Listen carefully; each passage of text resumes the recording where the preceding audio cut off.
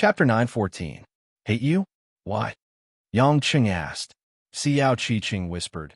I purposely brought up our matter and made you and your wife fight. Yang Cheng replied with an oh, and then asked, Then did I do you in Los Angeles? Xiao Qiqing was stunned. Her pretty face blushed all the way to her ears. She got angry when she thought about it. Are you trying to humiliate me? Yes, that's right. And it was the whole afternoon. Isn't that over? It's not like it was fabricated. I'm just a little annoyed. I definitely won't hate you. Yang Cheng said. Xiao Qiqing was stunned. Suddenly, her eyes became moist. Yang Cheng, you're so nice to me. I'm nice to you? Yang Cheng asked in surprise. Xiao Qiqing nodded seriously. You're the nicest person I've ever met in my life. This time, it was Yang Cheng's turn to be stunned. Looking at this woman's expression, she didn't seem to be lying. But how is that possible? You don't believe me? At least you cured my 9 meridians and helped me expel the poison. Now you're treating my injury. I caused you to fight with your wife, but you don't hate me. You even helped me wipe my body just now. Xiao Qiqing felt sweet when she thought of what happened just now. It seemed that this man still cared about her, even though he didn't admit it. Stop joking. I don't know about other things, but with your looks, it's easy to find a man who treats you well. Yang Cheng said. Xiao Qiqing lowered her head desolately. I just left home and went to America not long after. I didn't meet anyone. Those men either looked at me lecherously or wanted to spend money to adopt me and treat me as a plaything. Although they didn't say it on the surface, I could tell. It's not as dark as you think. There are still many good people in this world. Yang Cheng said. Of course not. That's your luck. The people around me are all bad people. Xiao Qiqing suddenly screamed in agitation. Yang Cheng was stunned. He didn't want to argue with the woman and said, You only care about asking me. I came here to ask you, who are you? How did you find me here? Also, why did you come find me? Xiao Qiqing's eyes flashed with a few thoughts, and she said faintly, I can tell you that after I left home, I learned some hacking techniques. As long as I have your photo, I can find your information from the flight, and then I can check your information from the police station in Zhonghai. Yang Cheng opened his mouth. It was that simple. No wonder Lin Ruoxi said that she was a postgraduate student in the computer science department of Zhonghai University. It seemed that this was just a disguise she found for herself. Then who are you? Why are you looking for me? Xiao Qiqing hesitated, as if she had made up her mind, and said, If I tell you who I am, you must promise me one thing, okay? What is it? Yang Cheng frowned. Help me get revenge. Huh? I said help me get revenge. Xiao Qiqing looked at Yang Cheng expectantly. As long as you are willing to help me get revenge, I will give you anything. Even if you take me as a slave, I don't care. Really? Yang Cheng was dumbfounded. What nonsense are you talking about? What revenge? Tell me more clearly. You have to promise me first, then I can tell you where I come from. Xiao Qiqing said stubbornly. Yang Cheng laughed. Woman, you better understand that you don't have the ability to challenge me. If I wanted your body, I would have pounced on you. Can you resist? Moreover, you've seen my wife. Do you really think you can make me fall head over heels for you? Xiao Qiqing's eyes flashed with disappointment. You really don't want to promise me? Of course. I told you to never see each other again because I didn't want to cause any trouble. I don't owe you anything. Aren't you looking for trouble for me now? Yang Cheng said gloomily. Xiao Qiqing's face was sad. I don't want to be captured. Yang Cheng thought. You mean someone wants to kill you? I can accept death, but those people won't kill me even if they find me. They will only make me feel worse than death. Xiao Qiqing said with a pale face. Yang Cheng was full of doubt. This woman from head to toe was strange. Since you don't want to tell me, then I won't ask. Leave tomorrow morning. My patience is limited. When Xiao Qiqing heard that, a trace of anger appeared on her face. Are you that heartless? How am I heartless?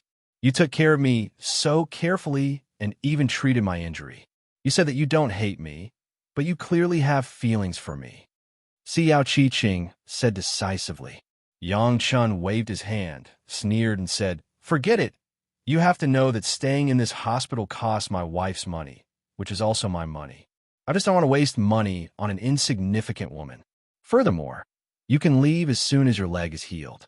Wiping your body, I can also take advantage of you. If it wasn't for my bad mood, I would have already pressed you on the bed. You should be content. You bastard. Xiao Qiqing was so angry that she trembled. She really wanted to bite this guy to death. All right, since you don't want to tell me what I want to ask, then there's no need for us to continue chatting. I will tell the hospital to take the ward away tomorrow morning. You can do as you please. Yangqing walked out of the door, turned around, and said, "All right, if you come to disturb my family's peace again, I won't let you off so easily next time." Xiao Qiqing's eyes were red as she looked at the man with tears in her eyes. Yangqing suddenly couldn't stand the desperate look in this woman's eyes. But he wasn't some living bodhisattva who saved people from suffering. To be honest, Yangqing felt that he had already done enough for Xiao Qiqing. As for what trouble Xiao Qiqing had behind her back, she didn't even want to say it. So how could he give her any promises? One must know that this woman even knew about ancient immortals. What if she wanted him to risk his life? In the days when he was waiting for Lin Ruoxi to forgive him, Yangqing didn't want to cause any trouble. After Yangqing left, Xiao Qiqing, who was alone in the ward, finally let 2 streams of tears flow down her face. "Cowardly, stinky man, the more you try to avoid me, the more I won't let you succeed." Xiao Qiqing slammed the mattress, angrily grabbed the pillow, and smashed it on the floor. The moon and stars were in the sky, and the night wind was bleak. Coming out of the hospital, Yangqing lit a cigarette and was at a loss. He couldn't go home by himself. No matter what, he had to wait for Lin Ruoxi to calm down before he could go back. At that time, he would be absolutely sincere. Half sweet words and the other half tough attitude. He would coax her, and he would be able to turn a big problem into a small one. With Lin Ruoxi's intelligence, when she calmed down, she would probably realize that Xiao Qiqing was doing it on purpose. She would also be able to distinguish clearly that her relationship with Xiao Qiqing was just a one-night stand, and it couldn't be taken seriously. Compared to Mo Qianyi, Qiang Wei, and the other girls, Xiao Qiqing wouldn't have any competition at all. When Lin Ruoxi straightened out these issues, it would be easy for her to play down this matter. Women nowadays just couldn't put down their pride to look at such a small matter. At least compared to her past misdeeds, this was really a small matter. Therefore, now he followed the woman's wishes and hid far away, letting her feel that he was afraid of her, and it could also satisfy a woman's self-esteem. What made Yangqing distressed now was that it was already past 2 o'clock in the morning. Where could he go for the night? He estimated that he couldn't go home for a few days, and he couldn't sleep in the office, could he? He couldn't go to Qiangwei and Mo Qianyi's place, and Mother Wang must meet with Ma Guifeng often. If he was discovered, Lin Ruoxi would know that Tang Wan and Anxin were not suitable, and he had to sneak in and out. After thinking about it, only Lu Mingyu and Choi Yun's place could he relax and stay there. A few days ago, he had taught the set of cultivation techniques to his women one by one. Except for Qiangwei and Anxin, he hadn't tested the effects of the cultivation techniques, so it was a good time to take a look. Therefore, Yangqing first dialed Lu Mingyu's number. When his heart was hurt, the docile Lu Mingyu was obviously more attractive than the fiery Choi Yun. The phone rang 7 or 8 times before it was picked up by Lu Mingyu. There was a loud noise coming from the other side. "Hello." Lu Mingyu's voice was a little muffled, but it was lazy and moving. Yangqing frowned and said, "Mingyu baby, where are you? Have you been drinking?" Lu Mingyu snorted and said, "After watching the concert, singing and drinking with my classmates. Hubby, come and pick me up. I'm drunk. It's so late, and you're still drinking?" Yangqing was speechless for a while. Why was another classmate gathering, but he had no choice. He couldn't ask the Sea Eagles who were responsible for protecting women to send her home. That would hurt their relationship. After asking for the location, Yangqing immediately drove to the Vinci Club that Lu Mingyu mentioned, which was a high-end KTV. At the same time, in the extreme north of the Earth, which was the core of the Arctic Circle, in summer, the polar day was in the northern hemisphere's polar circle. The 24-hour sun kept the temperature on the ice surface of the Arctic at -10 degrees. The endless white snow and the howling polar ice wind were definitely not a place where ordinary humans could live. Except for the occasional expedition team, no one cared about this place at all. The polar bear might be the real owner of this place, but that was only in the past. Now, there was a new resident near the North Pole. The ice surface slowly opened at this time. Upon a closer look, it was discovered that there was another world under the ice. It was an underground laboratory made of alloy. Scientists certainly couldn't explain why a laboratory would appear under the ice. This was a super project that was completely beyond the reach of today's science and technology. Chapter 9:15.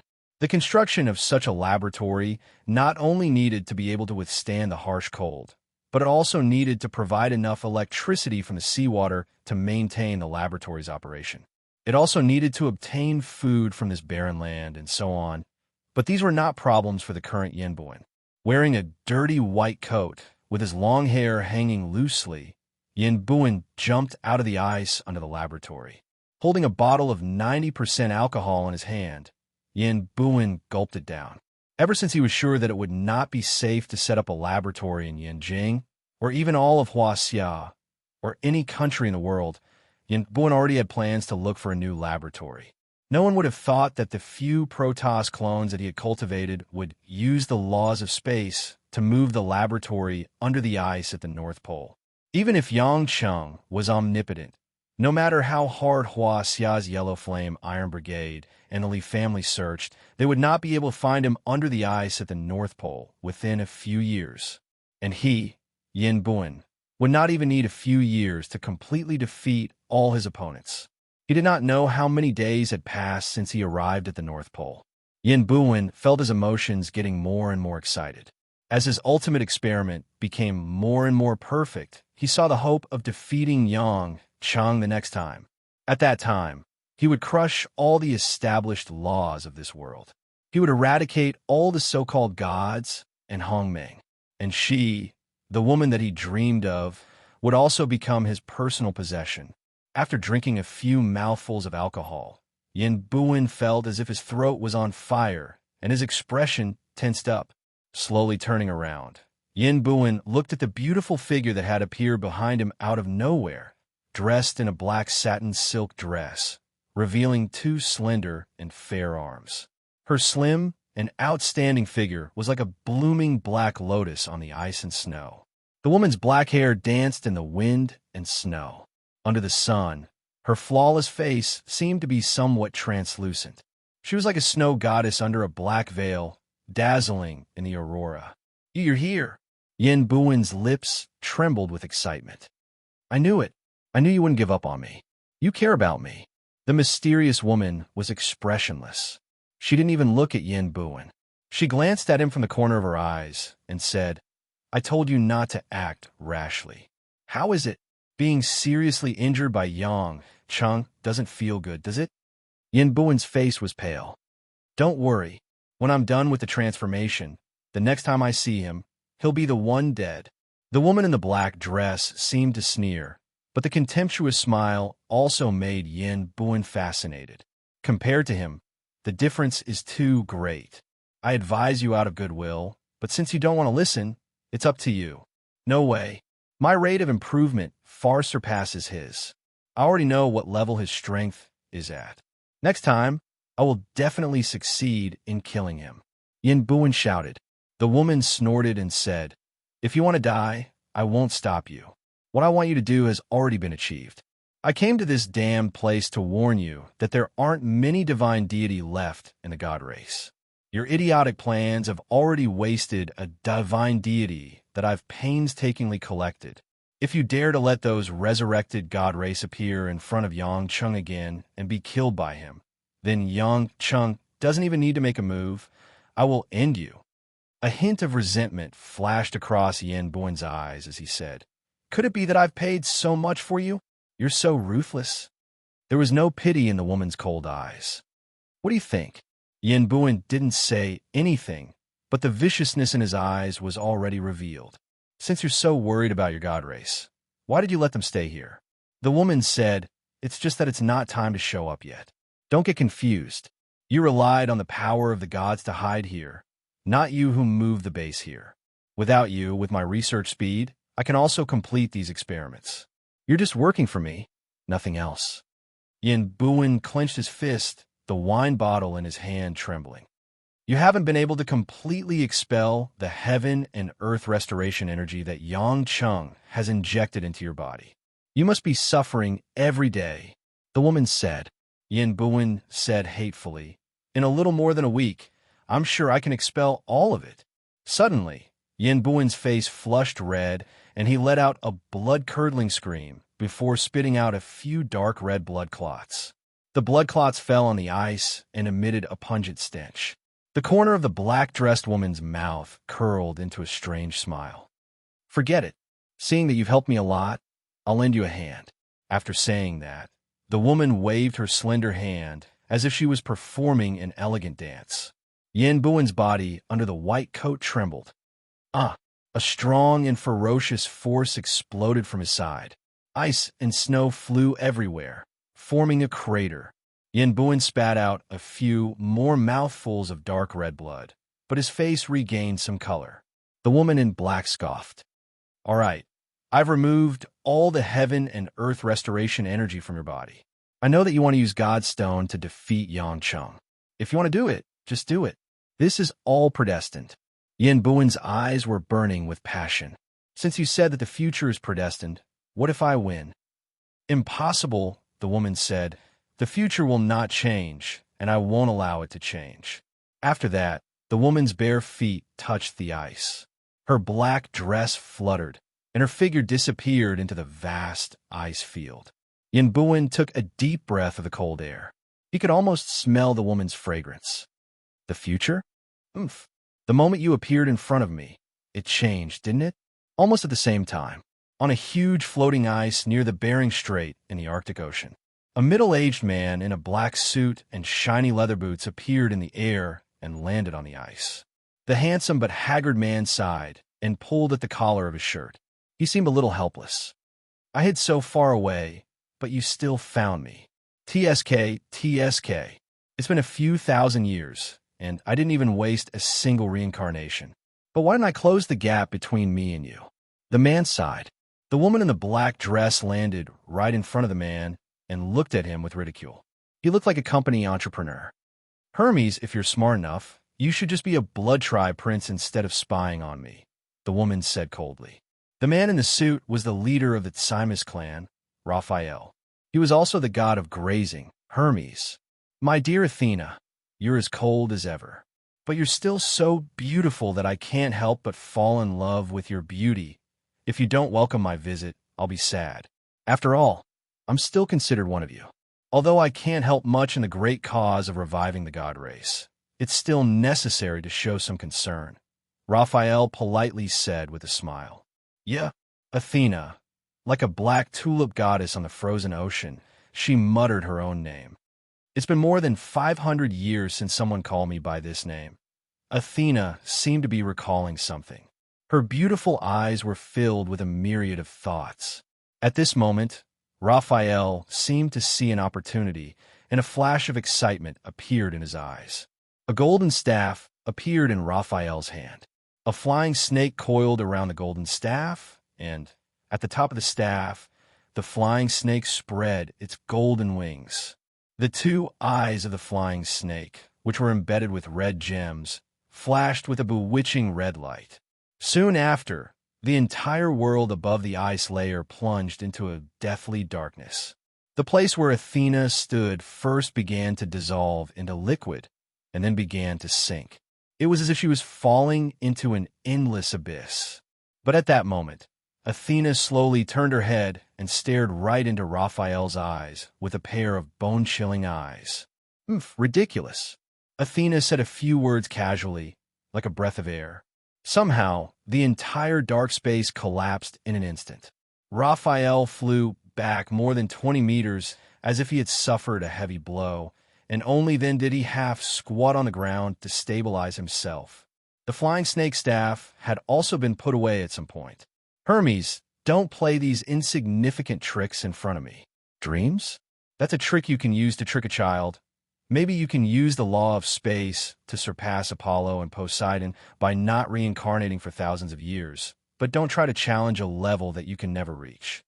Athena said disdainfully, "A gap is a gap.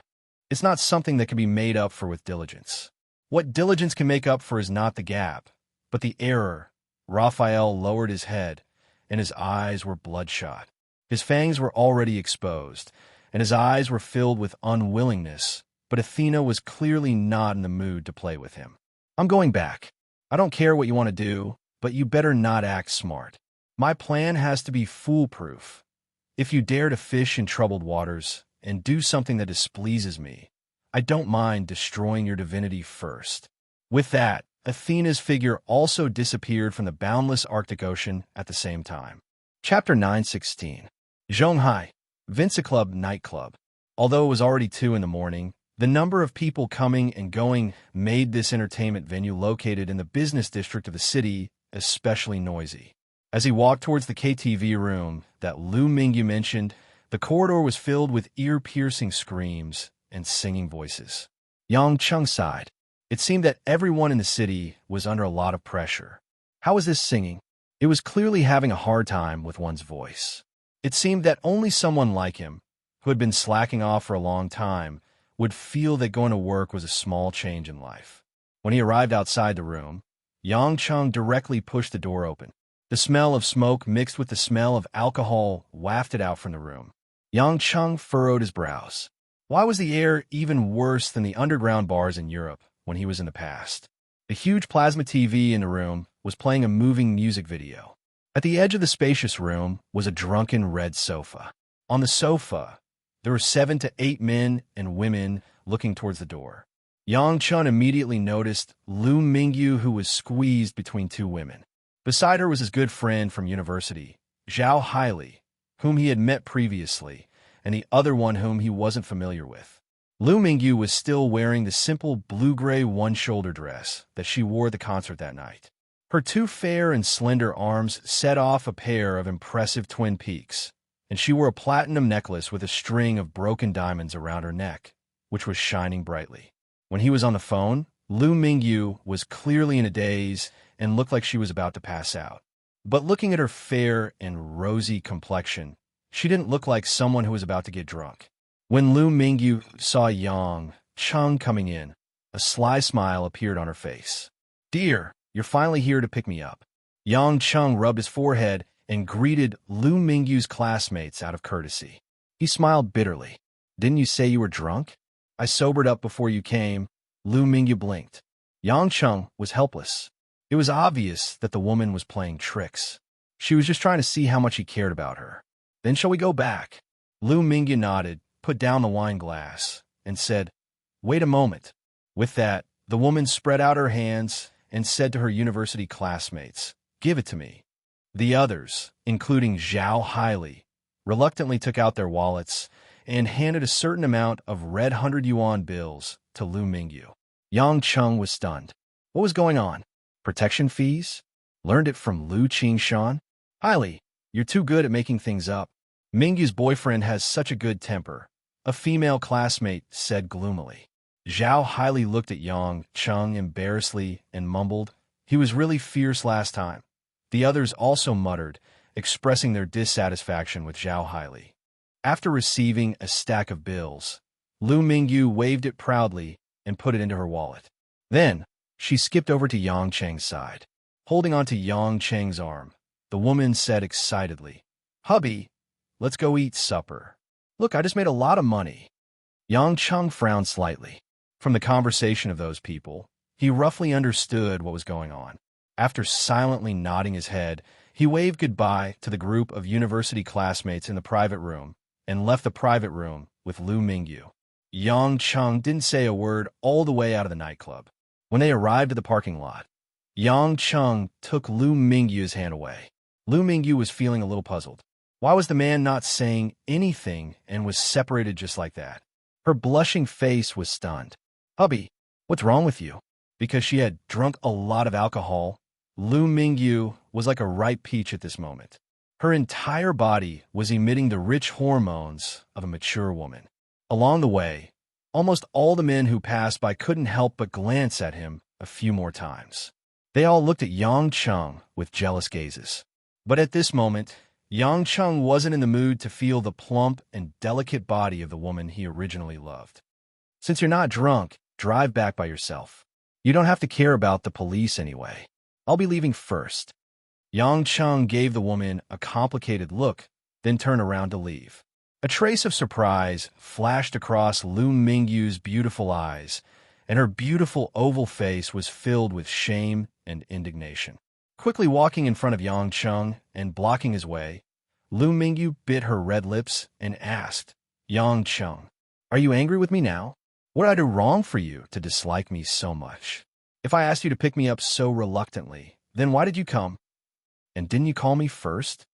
Yang Chung took a deep breath and tried his best to speak calmly.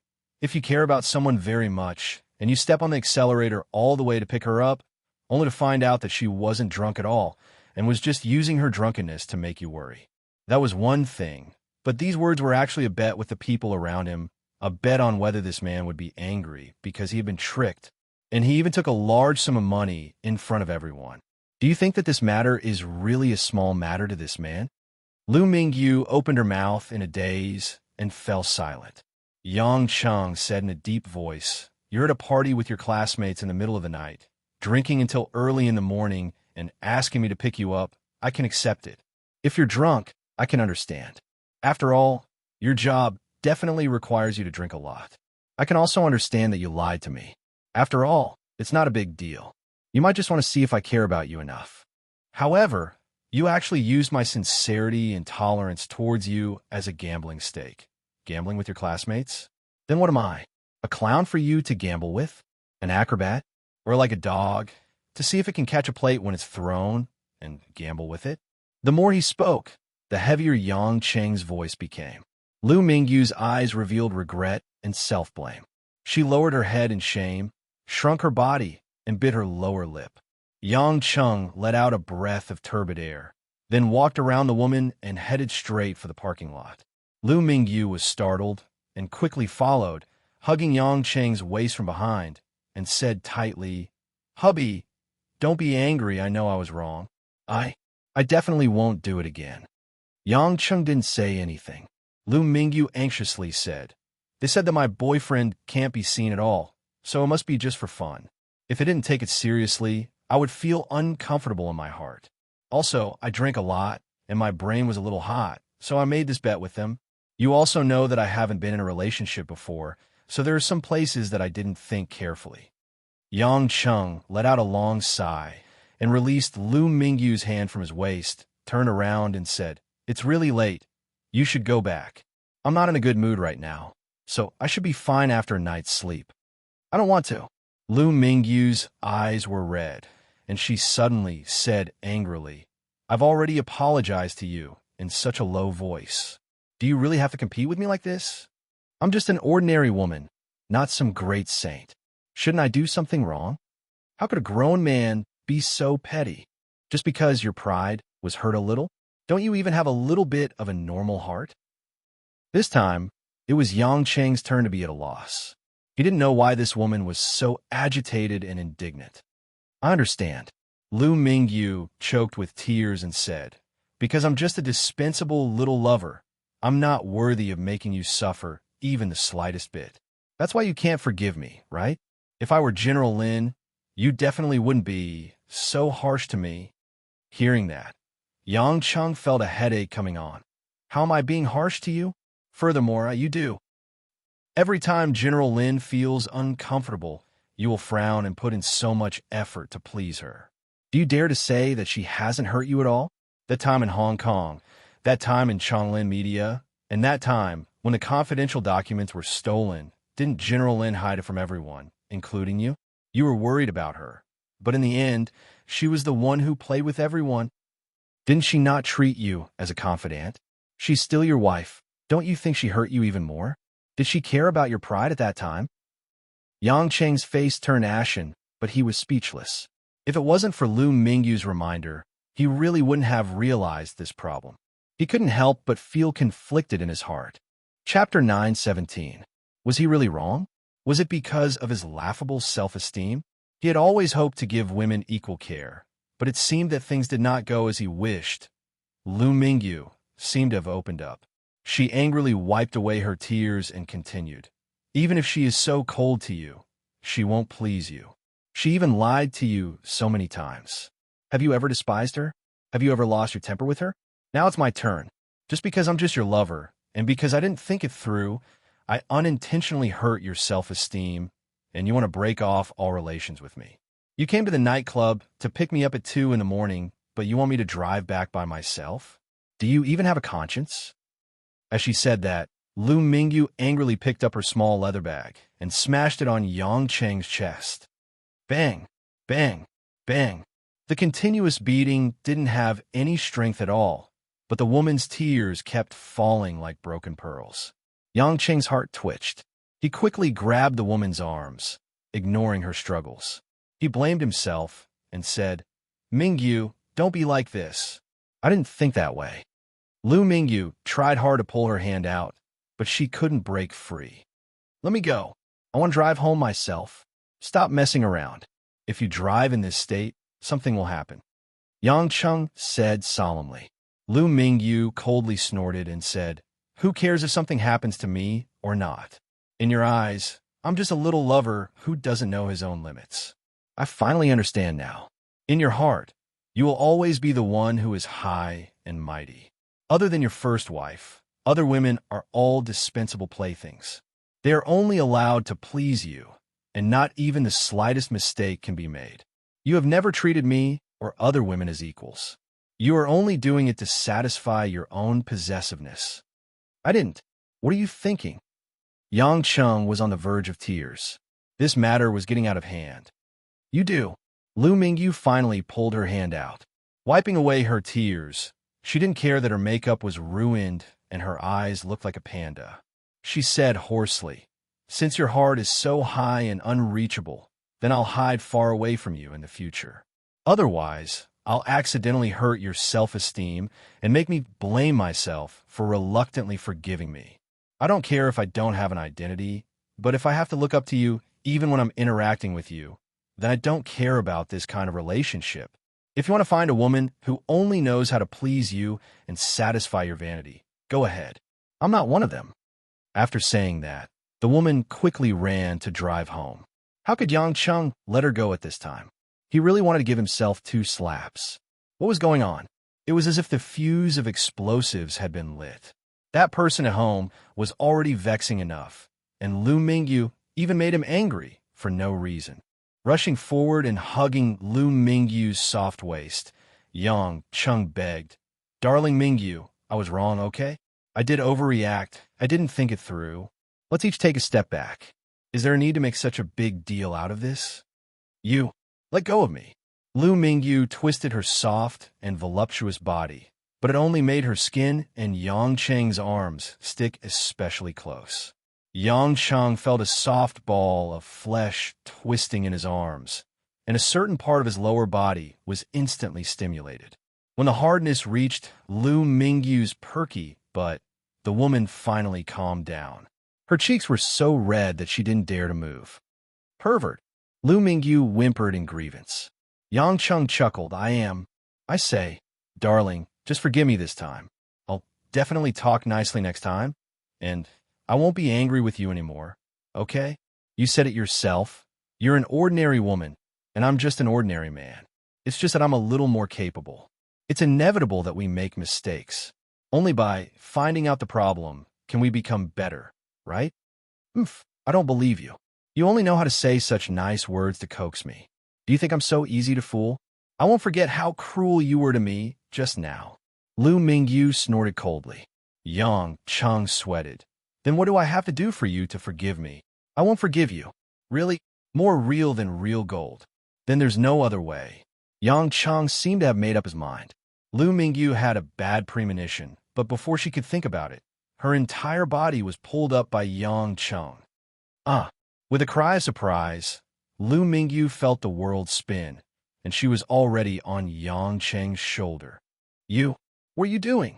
Put me down, Lu Mingyu said coquettishly. Yang Cheng chuckled and ran directly towards the nightclub's entrance.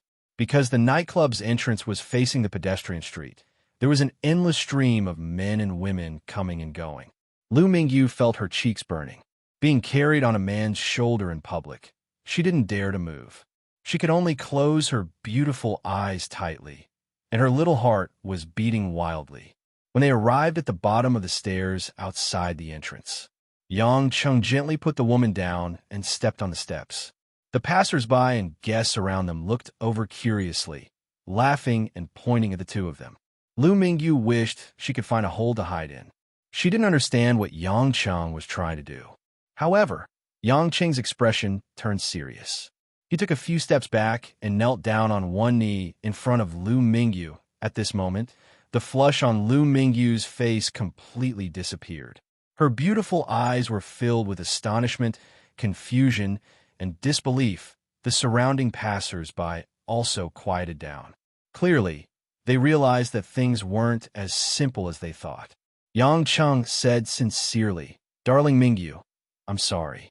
Your words made me realize that I have many shortcomings. It's my fault. I sincerely apologize again. I'll kneel down on one knee now. If you still don't believe that I'm sincerely apologizing, then I'll kneel down on both knees." Lu Mingyu stared blankly at Yang Chung. She couldn't imagine that this man would actually kneel to her.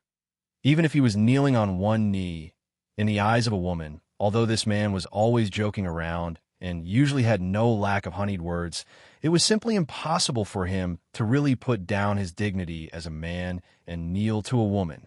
Most importantly, this wasn't a marriage proposal or anything. It was just an apology. Yang Chung looked at Lu Mingyu's silence and felt a little distressed. It seemed that he had hurt this woman a little too much. That's right. Perhaps these negative emotions were accumulated over a long period of time. Gritting his teeth, Yang Chung said, "I've never kneeled to anyone before, but I don't think it's shameful to kneel to the person I love. Since you still won't forgive me, then I'll have to show you my sincerity." Seeing that Yang Chung was about to kneel on the other knee, Lu Mingyu finally came to her senses. "No." Lu Mingyu quickly stopped Yang Chung and ran downstairs. She pulled the man up and complained, "Why did you do such a shameful thing? Everyone is looking at you. Why are you kneeling to me as a man? If I didn't know better, I would have thought that I was being unreasonable." The surrounding people all laughed kindly. A few of them clapped their hands and gave Yang Chung a thumbs up. Yang Chung smiled proudly and said, "Then you have forgiven me? You're not shameless. You don't even want your entire head anymore. How can I argue with you?" Lu Mingyu rolled her eyes at him, but her words were clearly very sweet. There is nothing better than receiving affirmation from others. Yang Chung quickly grabbed the woman's hand and said, "Since that's the case, let's go back to the car. Actually, I still feel that it's quite embarrassing." Lu Mingyu giggled and nodded meekly. She was held by Yang Cheng's hand and quickly ran back to the car. After sitting in Yang Cheng's car, Yang Chung immediately started the car and left the parking lot. As for Lu Mingyu's own car, she could just let the Azure Dragon Society send someone to drive back. Although she wasn't used to bringing bodyguards out, as the young miss of the Azure Dragon Society, Lu Mingyu was gradually getting used to commanding a few subordinates to do things. Yang Chung drove the car slowly towards the ring highway, exhaled, and said with a smile, "Baby Bright Jade, you've taught me a lesson today. Tell me, how should I reward you?" Lu Mingyu was immersed in a trace of sweetness. When she heard this, she asked curiously, "What lesson?" Yang Chung said in shame, "I was indeed a little arrogant. Although I never felt it, I did put myself in a high position. I always felt that as long as I was sincere to you, it would be enough. However, the relationship between men and women was not purely sincere. You're right. I should have an equal relationship with you and not treat you as my women." Lu Mingyu looked at the man tenderly and nodded happily. "Then you can't be mean to me every time I make a joke about you in the future. The same goes for the others. Do you think it's easy for us to be mistresses? We're not as unscrupulous as the main wife, and we can even get a divorce and get a share of the family property. Other than a promise from you, we can't get anything, and we have to withstand so much pressure from society. It's really a loss," Lu Mingyu complained. Yang Chung joked, Since it's so bad, I'll let go. You can find another man to marry and become a rich wife. How dare you? Lu Mingyu frowned and said, Back then, you were the one who dragged me to be your lover. I didn't beg you. If you dare to abandon me, I'll go hang myself in front of your house. Yang Cheng laughed out loud. Lu Mingyu pouted, then pursed her lips and laughed. After the laughter subsided, Yang Cheng sighed and said, Is it the others? Will they also think that I'm very unfair? Qinyi, Anshin, and the others should also think that I'm very biased, but they've never said it. Chapter 9:18. In the darkness, Yang Qing's expression was somewhat pained and remorseful. Just pay attention in the future. Although you can't give everyone the identity of a wife, if you are tolerant and love everyone, no one will have any objections. Lu Mingyu said with a smile. You mean, the others do have a prejudice against me? Yang Cheng smiled bitterly. Lu Mingyu shrugged her shoulders with a guessed look on her face. Yang Cheng chuckled in understanding, then reached out his right hand and grabbed Lu Mingyu's delicate hand. Thank you, Mingyu. Thank you for being honest with me and for your courage. If it wasn't for you, I might have hurt others, but I was ignorant. Yang Cheng said sincerely. Lu Mingyu smiled slyly and said, Since I'm so good, why don't you choose me as your wife? Yang Cheng was stunned and looked at the woman beside him in shock. Lu Mingyu giggled. I'm just joking. I know you definitely won't want to. Yang Cheng apologetically squeezed the woman's hand, not knowing what to say. The entanglement between him and Lin Ruoxi couldn't be explained in a few words. Lu Mingyu looked at him gently. Although I'm indeed a little jealous. You always regard General Lin as more important than any of us, but I think there must be a reason for you. As long as you treat me well, that's enough. After all, other men aren't like you, who can make me live for 100 years without looking old, right? Yang Cheng said casually. So this is what you like about me. Women are just like female animals in the natural world looking for males. Of course, they would choose a strong partner, even if he doesn't only have one female partner, since he can obtain more benefits. It's worth it to sacrifice a little. Lu Mingyu suddenly said, I'll be sad if you say that. I really like you. My dear husband, didn't you say that you like my honesty? This is what I mean. At least for now, I am not willing to be your lover purely because of love. If you want to completely conquer me, it will take at least a decade. Lu Mingyu said playfully. Yang Cheng was helpless. Looking at the woman's smug face, he directly turned the car into the next intersection. The car stopped at the roadside of an empty street. Only the street lamps illuminated the area. Lu Mingyu asked in confusion, Dear, why did you stop here? Aren't you going to my house? I feel that you seem to be quite pleased with yourself right now. I think I should give you a small punishment. Yang Cheng said with an evil smile. Punishment? I don't think we're in the car. Lu Mingyu's cheeks instantly turned crimson red. How could she not understand what he meant? Yang Cheng couldn't wait any longer. The car was filled with the strong fragrance of a woman's body and Chanel No. 5. It had made his heart itch for a long time. Immediately, he reached out and hugged Lu Mingyu's delicate body. The spacious space in the BMW X6 was enough for him to carry the woman onto his lap. Yang Cheng adjusted the seat, and it immediately became more spacious. Lu Mingyu knew that she couldn't avoid it. Although she was shy, she also felt that it was quite exciting. The woman's body was as soft as cotton candy. But sank into her thighs, as if it wanted to wrap around her thighs. Lu Mingyu snuggled into Yang Cheng's embrace, hugged his waist, and rested her head on his shoulder. Her plump and delicate body, from her chest to her abdomen, was tightly pressed against Yang Cheng's, causing a wave of heat to surge. In that instant, Yang Cheng felt his mouth go dry. He reached out to hold Lu Mingyu's face, lowered his head, and kissed her passionately. Lu Mingyu's reaction was very enthusiastic. She tightly wrapped her arms around him and took the initiative to stick her tongue into his mouth to stir. They had done this many times before, but this time it was even more intense because they felt that they were even closer to each other. Women were like this. Once they let go of their hearts, they could let go of anything. Although Lu Mingyu took the initiative, due to the effects of alcohol, her pink tongue was a little clumsy. It was no wonder that she didn't have enough experience. Yang Cheng was very experienced, but right now, this rich experience didn't seem to be of much help to him. As long as he was a man, he wouldn't be able to calm down when he held a plump and beautiful woman like Lu Mingyu in his arms. As Yang Cheng kissed Lu Mingyu, one of his hands mischievously reached into the side of Lu Mingyu's dress. As soon as Yang Cheng's hand reached in, he touched Lu Mingyu's smooth skin. Lu Mingyu's whole body throbbed, and her whole body trembled slightly. Her breathing became more intense, and her tongue was a little stiff. Yang Cheng's hand continued to move up. Lu Mingyu's bra was very tight. She was really too plump and had to be tightened. Otherwise, when she walked, the two little white rabbits on her chest would jump nonstop. If she walked in a hurry, she might jump off and disappear without a trace. In the company, no matter what, she was the highest-ranking person below the CEO. She couldn't be too flirtatious. Yang Cheng's hand couldn't squeeze in. Lu Mingyu's face was red as she slightly raised her body back. She tried very hard to make a gap between her bra and her skin so that Yang Cheng could enjoy it. This action really had some effect. Yang Cheng's hand finally squeezed in. Then, Yang Cheng couldn't help but take a deep breath. "Mingyu, baby." Yang Cheng panted and laughed.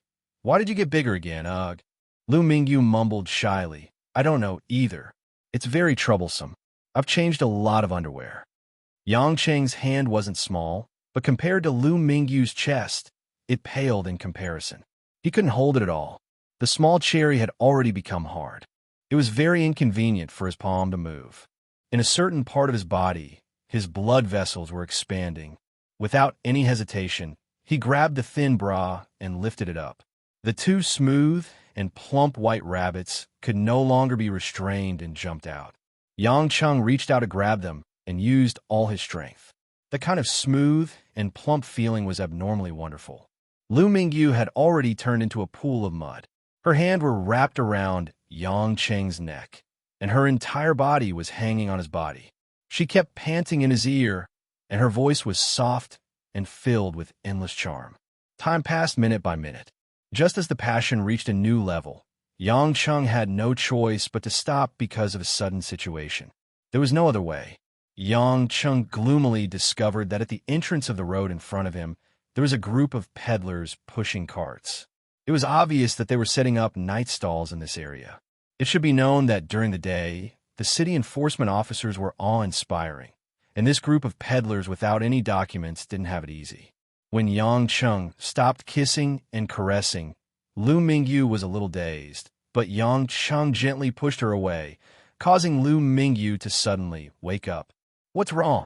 Lu Mingyu's moist eyes were full of lust. Yang Cheng said regretfully, "Let's go somewhere else." Lu Mingyu seemed to have realized something and giggled. "So you also have times when you were shy? I thought you were the model of those behind the city wall." "I'm shy." Yang Cheng laughed and said, "Mingyu, baby, why don't we put on a love action movie for the public?" As he said that, Yang Cheng pointed to the group of peddlers in front of them. Lu Mingyu looked over and immediately came to a realization. Her originally bright red cheeks became even more beautiful like the sunset as she bit her lips. "Why didn't you say so earlier?" "I'm facing the back of the car, so of course I can't see it." "Then let's go to the nearest hotel. Since there will be people coming here, I can't guarantee that there will always be people.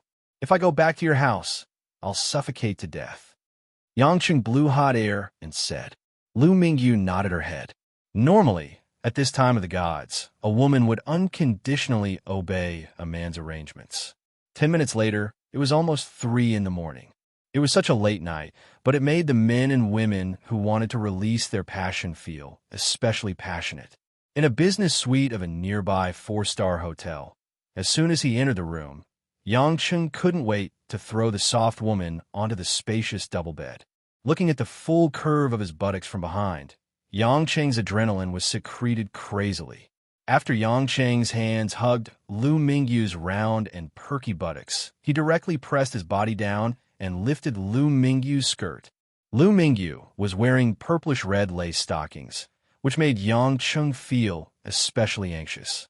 He subconsciously wanted to tear apart the barrier that blocked him from entering. Don't tear. Lu Mingyu hurriedly escaped from Yang Cheng's claws. She turned around and pouted. Why are you so anxious? We're already here. Don't tell me I won't let you eat. Let me take a bath and tidy up my clothes. You can also wash up and then do it. Okay? Yang Cheng wanted to cry, but no tears came out. Mingyu baby, let's save those procedures. Aren't you trying to suffocate me to death? No, Lu Mingyu said discontentedly. You're like this every time. You're always anxious. I'm not a woman you buy to play with. You could do whatever you want. Do you know that sometimes I feel that you come to me purely to vent because you don't treat this matter carefully at all? This may be exciting for you. But do you know that this is very unhygienic for us women? You're so casual. What if you get infected? Yang Cheng was embarrassed. It seemed that this woman was determined to teach him a lesson tonight. She really made him feel embarrassed. Baby, is it really that serious? Lu Mingyu nodded seriously. Of course. Do you think being casually tossed around in bed like a doll is a very happy thing? Even if there's excitement in the process, can you understand the sourness in my heart after that? Chapter 919. The flames in Yang Cheng's heart finally extinguished. It seemed like the damage he had done to women in the past was not just a little. Since you're not feeling well, why didn't you tell me earlier? Yang Cheng said regretfully. It's not too late to say it now. After all, we need an opportunity. Lu Mingyu smiled.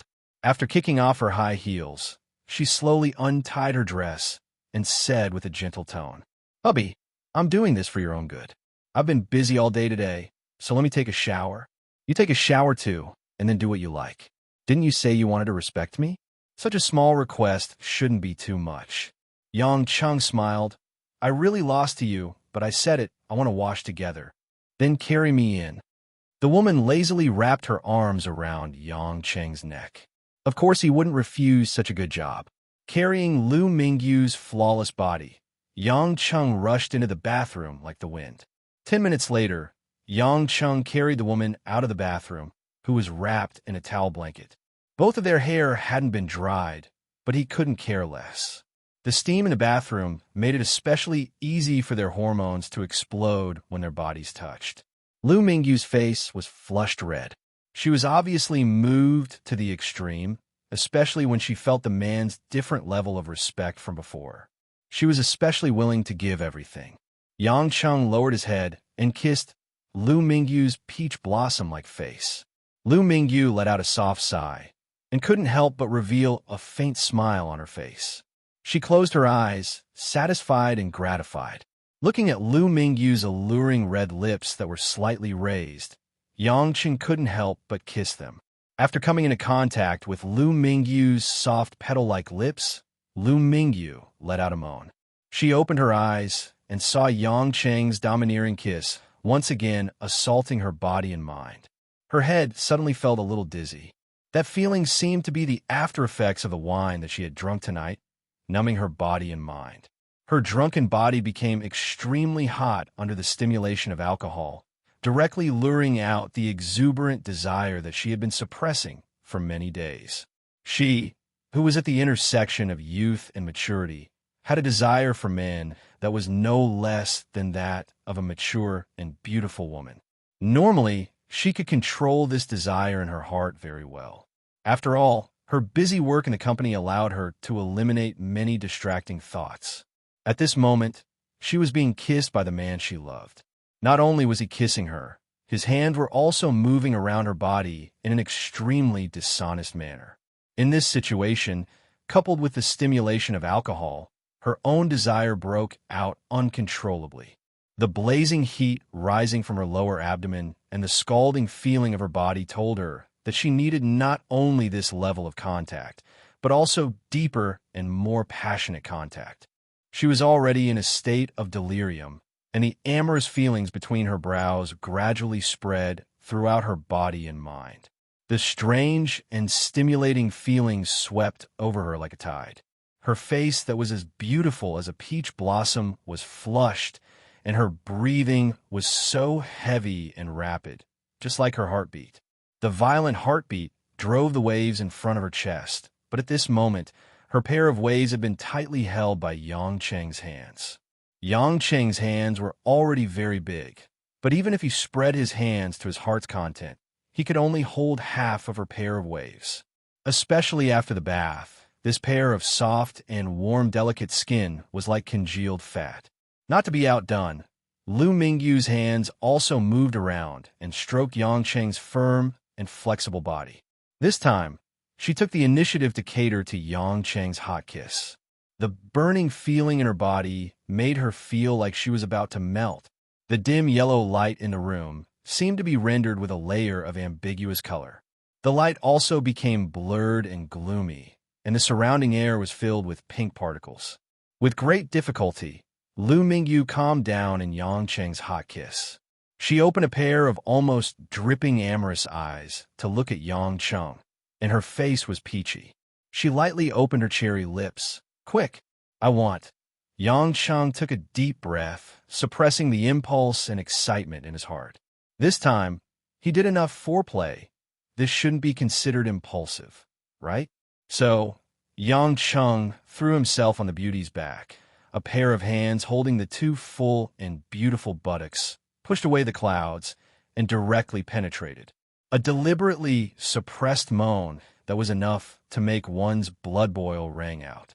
Then, the violent panting and the sound of the body colliding intertwined, echoing in the room for a long time. Lu Mingyu tightly closed her eyes, her slightly opened cherry lips panted, and her face was strangely flushed. It had to be said that although it was very shy, it was still very important to choose a man with strong capital. There was nothing more comfortable than this kind of fullness. Her body was moistened like a spring rain after a long drought. That kind of feeling was simply too wonderful. Her heart was filled with excitement, ecstasy, excitement, joy, agitation, and so on. Just when her body completely accommodated Yang Cheng, her whole body couldn't help but tremble. Then, she felt a numbness attack all over her nerves. At the same time, Yang Cheng was also immersed in that wonderful feeling. The mountain forest in the valley seemed to have the sound of gurgling water. He was like a big fish swimming freely in the valley, constantly exploring the mysteries of the valley. The deep and winding valley twists and turns, and the turbulent water nourished his body and mind. As the narrow passageway contracted from time to time, it brought him a wonderful enjoyment that stimulated his body and mind. He could clearly feel that streams of water were surging out, which helped him swim straight in. As the mattress bounced up and down, Yang Cheng could clearly see the waves on Lu Mingyu's body rising and falling. The undulating waves made him unconsciously think of the waves on the sea. He couldn't help but stretch out his hands, letting the waves bury his hands. Perhaps it was because Lu Mingyu's training these days had made great progress. It was not like the past, where she would fall asleep after about an hour. When the sky turned bright, the two people on the bed gradually came to an end. Lu Mingyu could smell the smell of their secretions spreading on the bed, making her feel embarrassed. What kind of person was this? Actually plowing on her body for more than 2 hours. If her bad university classmates knew about this, they would definitely be envious of her private life. But to be honest, not everyone could bear it. Finally, Yang Cheng let out a deep roar, followed by Lu Mingyu's violent reaction for the umpteenth time. Everything gradually calmed down. In the quiet room, there was only the slightly heavy breathing of the two people left. The two people on the bed had already hugged each other, slowly reminiscing the wonderful feeling just now. Everything was so warm. Lu Mingyu still closed her eyes tightly. Her seductive cherry lips slightly opened, and she was panting tenderly, her face flushed bright red. She seemed to have not recovered from the spasms just now, the climax feeling. "Mingyu baby, I didn't let you down, did I?" Yang Cheng leaned over to Lu Mingyu's ear and blew lightly. Lu Mingyu's delicate body trembled slightly, and she opened a pair of beautiful peach blossom eyes, glaring at Yang Cheng resentfully. "You almost killed me. Not gentle at all. Points deducted." After hearing this, Yang Cheng laughed bitterly, touched his nose, and said, "Then I'll be gentle later." And the sky is already bright. Lu Mingyu said with a little fear. Yang Cheng narrowed his eyes, then laughed and said, I'm just bluffing. How can I bear to do this? If this goes on, I'll have to circulate my energy to treat the edema in a certain part of your body. Lu Mingyu pouted, and without thinking too much, she opened her small mouth and bit the bulge in front of Yang Cheng's chest. Hey, who bites a man here? Yang Cheng exclaimed. Lu Mingyu smiled charmingly. Why do you always bite me there, but I can't bite you there? Yang Cheng's expression was conflicted. All right, I know I'm sorry. Next time I will respect your thoughts. Be good, go to sleep first. It's already dawn, you have to rest. However, Lu Mingyu gently reached out her hand to touch Yang Cheng's cheek and said in a daze, Hubby, can I ask you for a favor? All right. Yang Cheng readily agreed. Really? Lu Mingyu pouted and said, You're not even going to ask me what it is. I'll promise you anything, and you won't ask me anything that I can't agree to. Lu Mingyu shrunk her body so that she could get closer to Yang Cheng. Then promise me, before I don't like you, you can't dislike me first. Yang Cheng was slightly surprised. What is this? Why did you suddenly say such words? Because I'm afraid that after saying so many bad things about you today, you won't like me anymore. Take this opportunity to say it now. Do you agree or not? All right, I definitely won't dislike you first, forever. Yang Cheng smiled. Really? Lu Mingyu seemed to be a little hesitant. Why are women always so suspicious? Yang Cheng smiled bitterly, yawned, and stroked the woman's soft hair. Lu Mingyu was silent for a moment before replying, because men always say yes yesterday and say no tomorrow. And what makes a woman the most sad is that both of these answers will be sincere. So, your answer is so good that it scares me a little. Yang Cheng looked at the woman with sparkling eyes and felt pity in his heart. He smiled and said, Then should I say, tomorrow, the day after tomorrow, the day after tomorrow, and the next week and month, I will love you? Is that okay? That would be much better, Lu Mingyu said seriously. All right then, from now on, I will like you like this for the next month. As for a month later, it depends on your performance. If you don't perform well, don't blame me for falling out. All right. Lu Mingyu revealed a relaxed smile.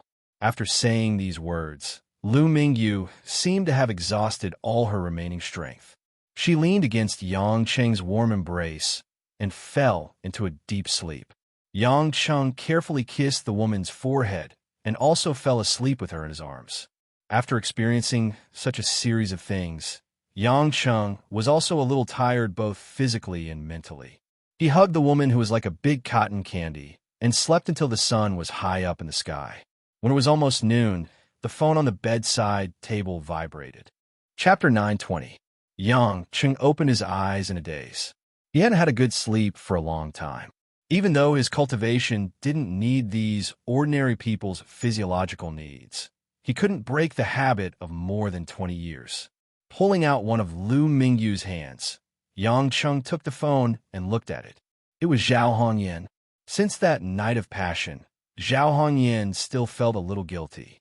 She didn't dare to take the initiative to communicate with him. She would only call if something happened. Yang Cheng immediately picked up the phone and asked, Hongyan, what's wrong? Yang Cheng, is General Lin with you? Zhao Hongyan asked. Yang Cheng was puzzled. Ruashi? She's not here. Didn't she go to work? Zhao Hongyan heard this and hurriedly said, How could this be? General Lin didn't come to the company this morning. She didn't respond when I called her now. I thought she was with you. Yang Cheng suddenly sat up in bed and immediately realized that something was wrong. But he had clearly asked the members of Sea Eagles to protect her.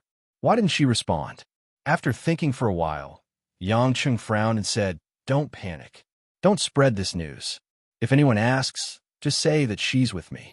I'll take care of this. Although Zhao Hongyan was worried, there was nothing she could do. She understood and hung up the phone.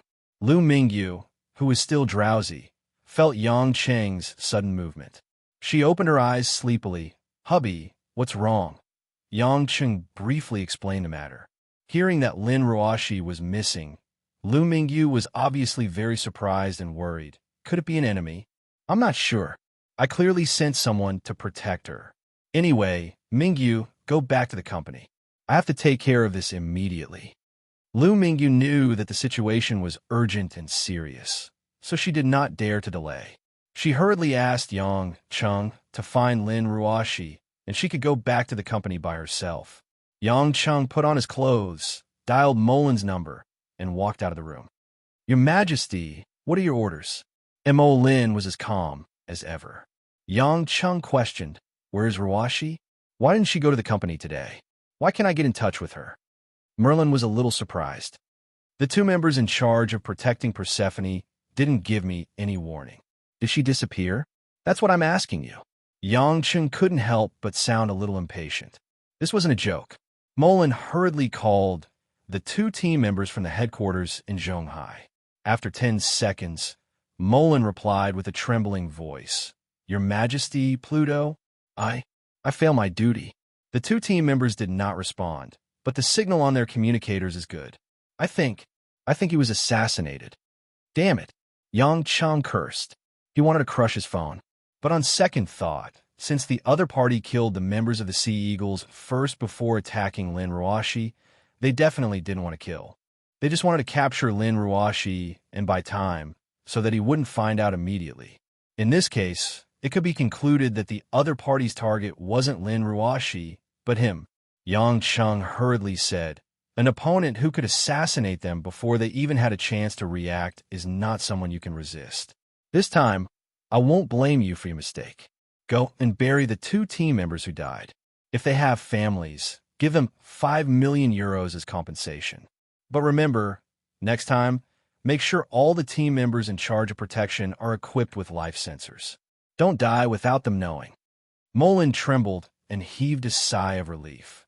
At the same time, he asked carefully, But, Your Majesty Pluto, now that Lady Persephone is missing, what should we do? Yang Cheng smiled. Have you forgotten? Previously, I placed some pocket-sized sensors on the people around me for instant warning communication. If I'm not mistaken, those things shouldn't have been taken. Molin was surprised. How is that possible?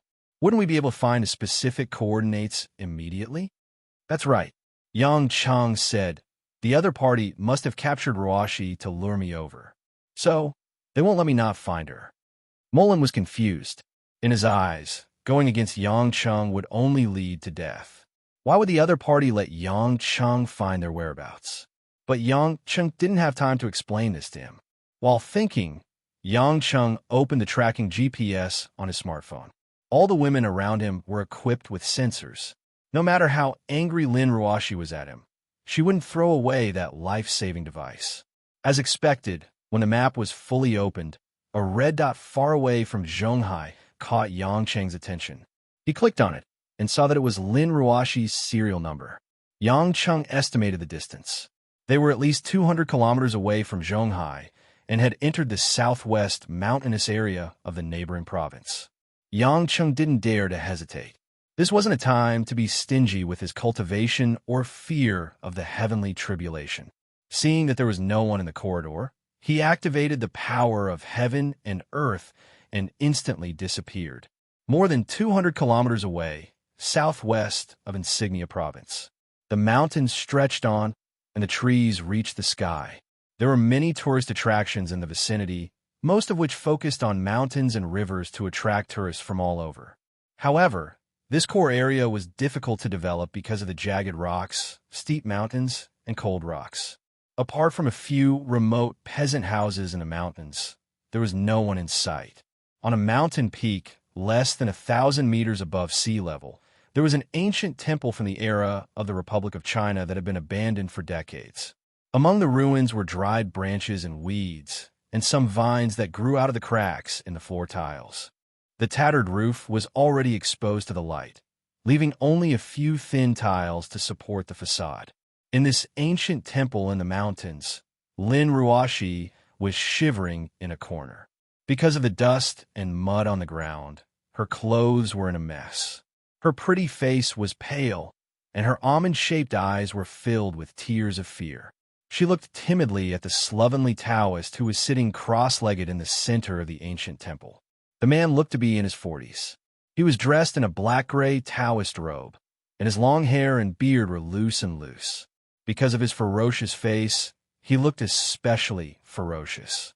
Hanging from the Taoist's waist was a gold-bronze token. It was diamond-shaped and somewhat thick, but it was impossible to tell what material it was made of.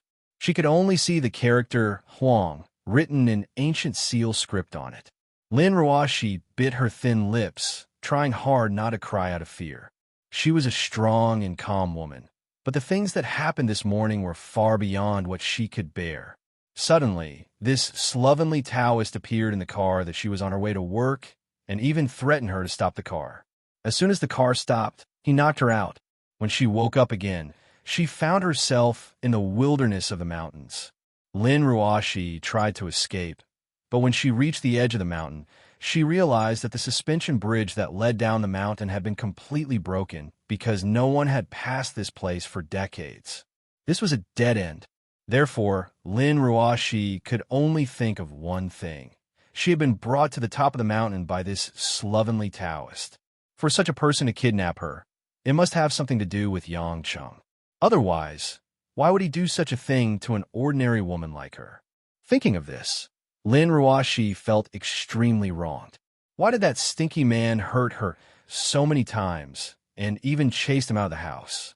Instead, she was kidnapped by such an evil person because of him. At this moment, the slovenly Taoist suddenly stood up, turned his head, and grinned at Lin Ruoshi. "Little girl, your lover doesn't seem to care about you very much. Why hasn't he come to find you after so long?" The slovenly Taoist's black teeth made him look especially ferocious. How could Lin Ruoshi say anything? Even breathing hurt.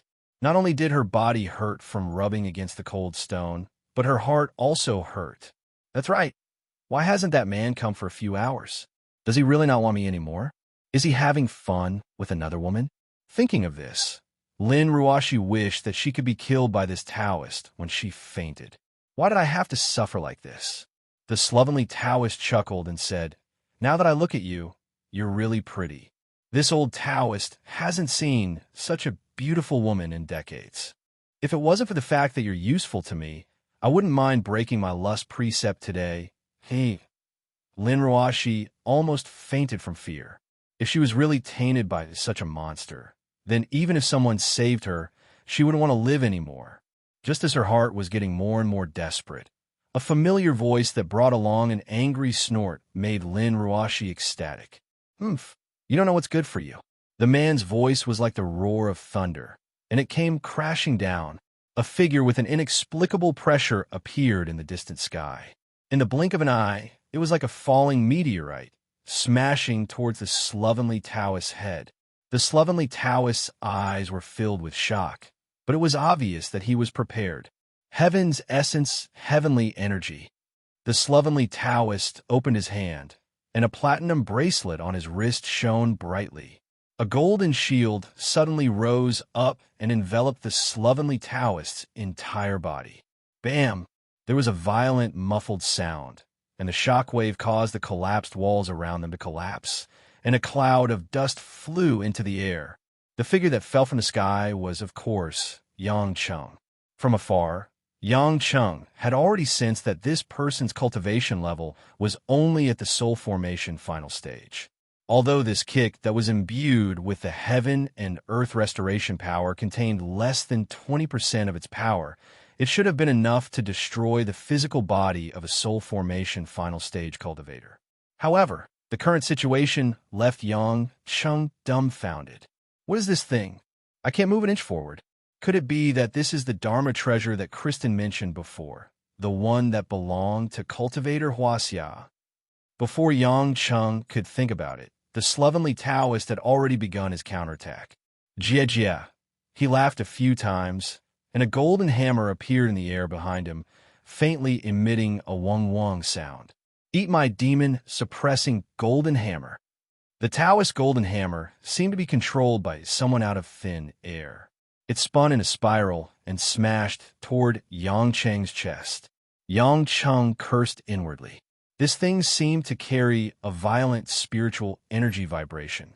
If he was hit by it, even if he didn't die, his internal organs would be shattered.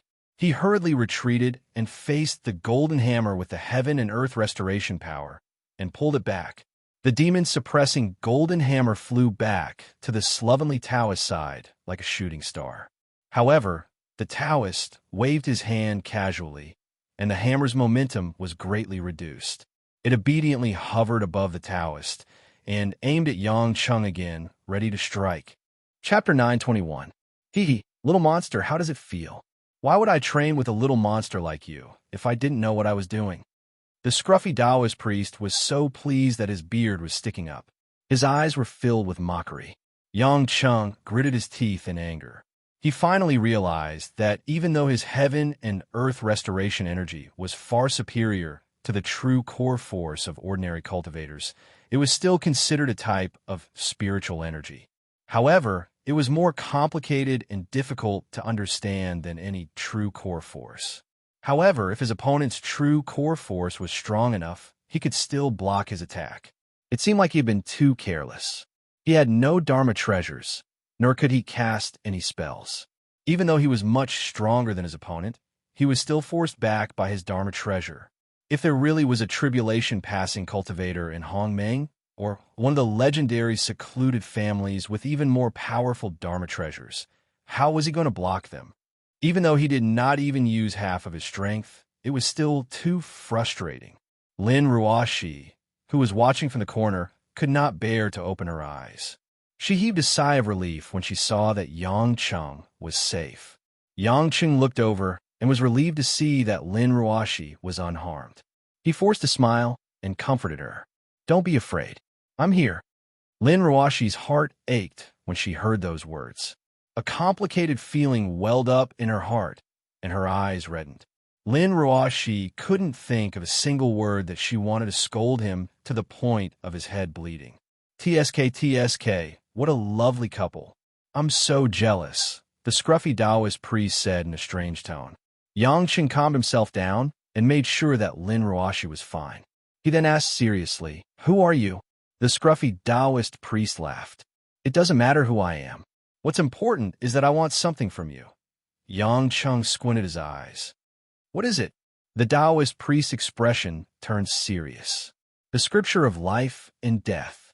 A hint of surprise flashed in Yang Cheng's eyes. Damn it, why is he trying to steal the endless resolve restoration scripture again? Could it be that the person I met at the Tang sect was this sloppy Taoist? That's not right. I can see through this Taoist cultivation at a glance, but I can't figure out that person's cultivation at all. I can't even figure out his whereabouts. Why should I give it to you? Yang Chung smiled evilly. The sloppy Taoist stroked his beard. If you don't, your wife will lose her life. Yang Cheng's pupils constricted, and he said in a deep voice, "Do you really think you can block my attack? I didn't even use 20% of my strength. If you tell me now if someone ordered you to do this, or where you came from, I can leave your corpse intact."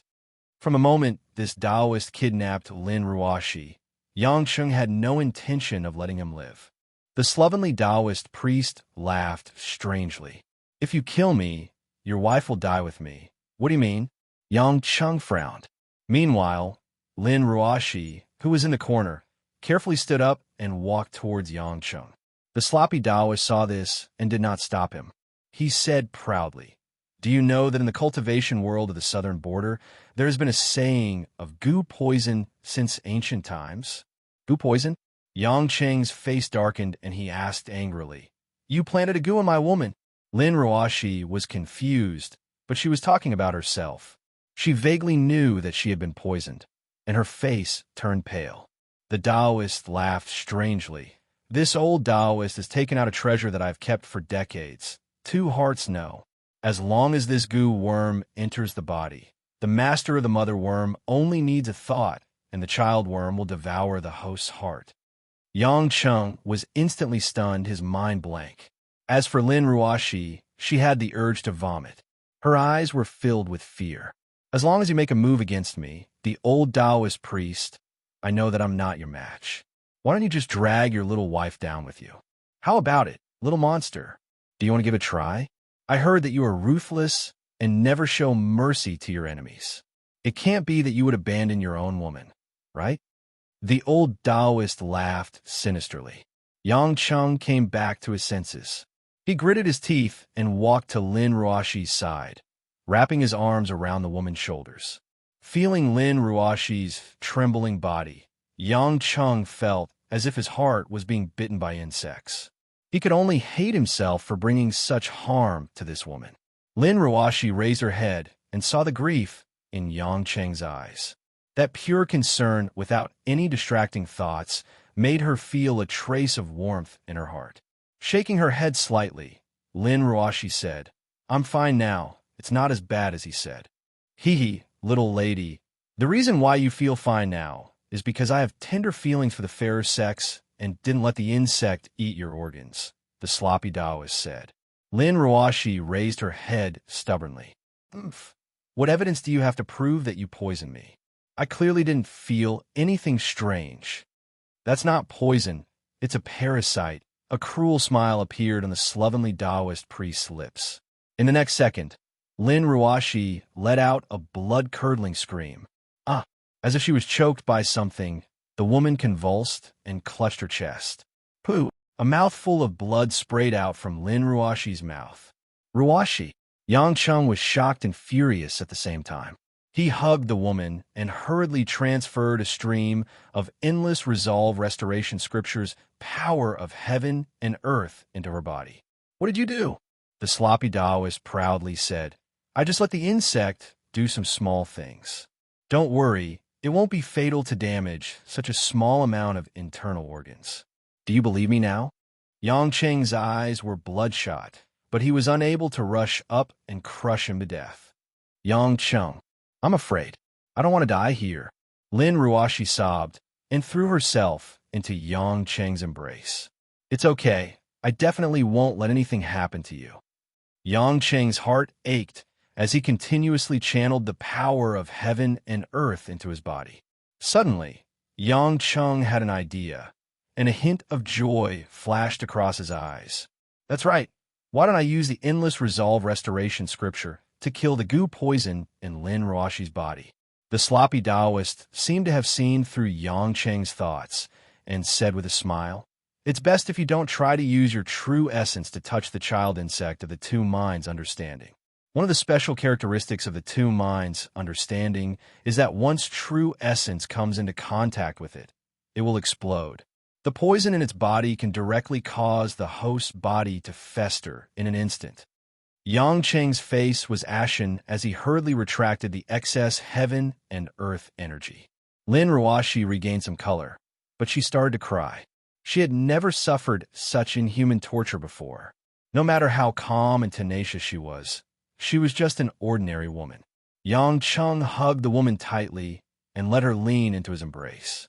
As he comforted her, he raised his head and said, "If I give you the endless resolve restoration scripture, will you remove this two minds understanding?" The sloppy Taoist revealed a smile of success. "Of course, as long as you give the endless resolve restoration scripture to this old Taoist, it's fine to remove it. After all, the two minds understanding is a treasure that this old Taoist has refined for decades. I can't waste it on a mortal woman." But what?" Yang Chung asked anxiously. He didn't want Lin Ruoshi to suffer any more harm. The sloppy Taoist said viciously, "I don't trust you unless you let me restrain you first and seal all your abilities. Once this old Taoist confirms that you won't be a threat, you can hand the endless resolve restoration scripture to me. After that, this old Taoist will naturally remove the two minds understanding and let you go." Yang Chung sneered. "Do you think I'm a 3-year-old? If you really restrain me, will you let me go?" The sloppy Taoist laughed sinisterly. "You don't have a choice. If you want your wife to live, there's only one way, and that is to do as this old Taoist says.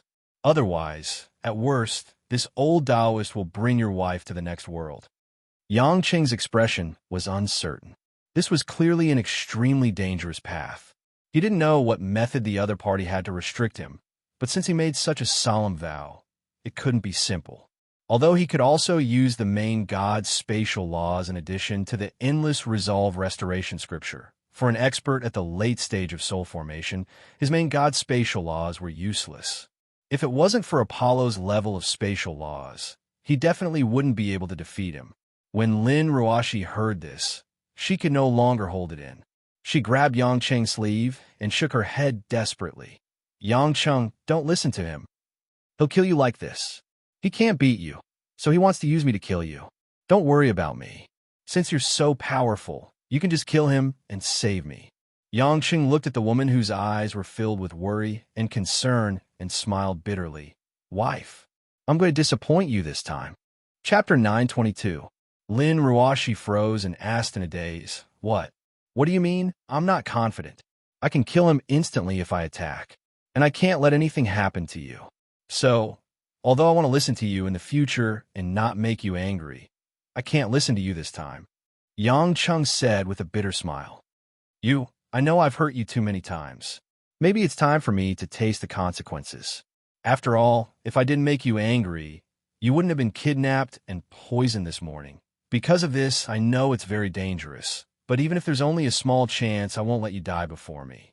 Yang Cheng's gaze became resolute and unquestionable. Lin Ruoshi's eyes were filled with tears. Her trembling arms grabbed Yang Cheng's arm, but she couldn't cry even if she wanted to. The slovenly Taoist's eyes were filled with viciousness, as if he was watching the most beautiful play. Sighing, Yang Cheng grabbed Lin Ruoshi's soft hands and said solemnly, If I die, don't do anything stupid. You're just an ordinary person after all. This Taoist's main goal is my life and the endless resolve restoration scripture. He probably doesn't have to kill you. Just think of a way to escape from here. My phone has been modified so it can receive signals. Remember, don't do anything stupid. Lin Ruoshi shook her head with tears in her eyes. She bit her lips so hard that blood came out. Yang Cheng took out his phone and stuffed it into the woman's hands. I don't want it. Lin Ruoshi threw the phone to the side. You hurt my heart so much, and now you're telling me that you're going to die. Don't you want me to forgive you and hate you for the rest of my life? Ruoshi, stop messing around. Yang Cheng said bitterly. I want to mess around. You're going to die anyway. You said you're going to take me back to Beijing. You said you're going to hold a wedding with me. You still owe me a big gift. How can you die like this? Yang Cheng, you bastard. The weeping beauty grabbed Yang Cheng's collar angrily. Yang Cheng's face hardened, and he said angrily, Enough. Whatever I say goes. Get out of my way.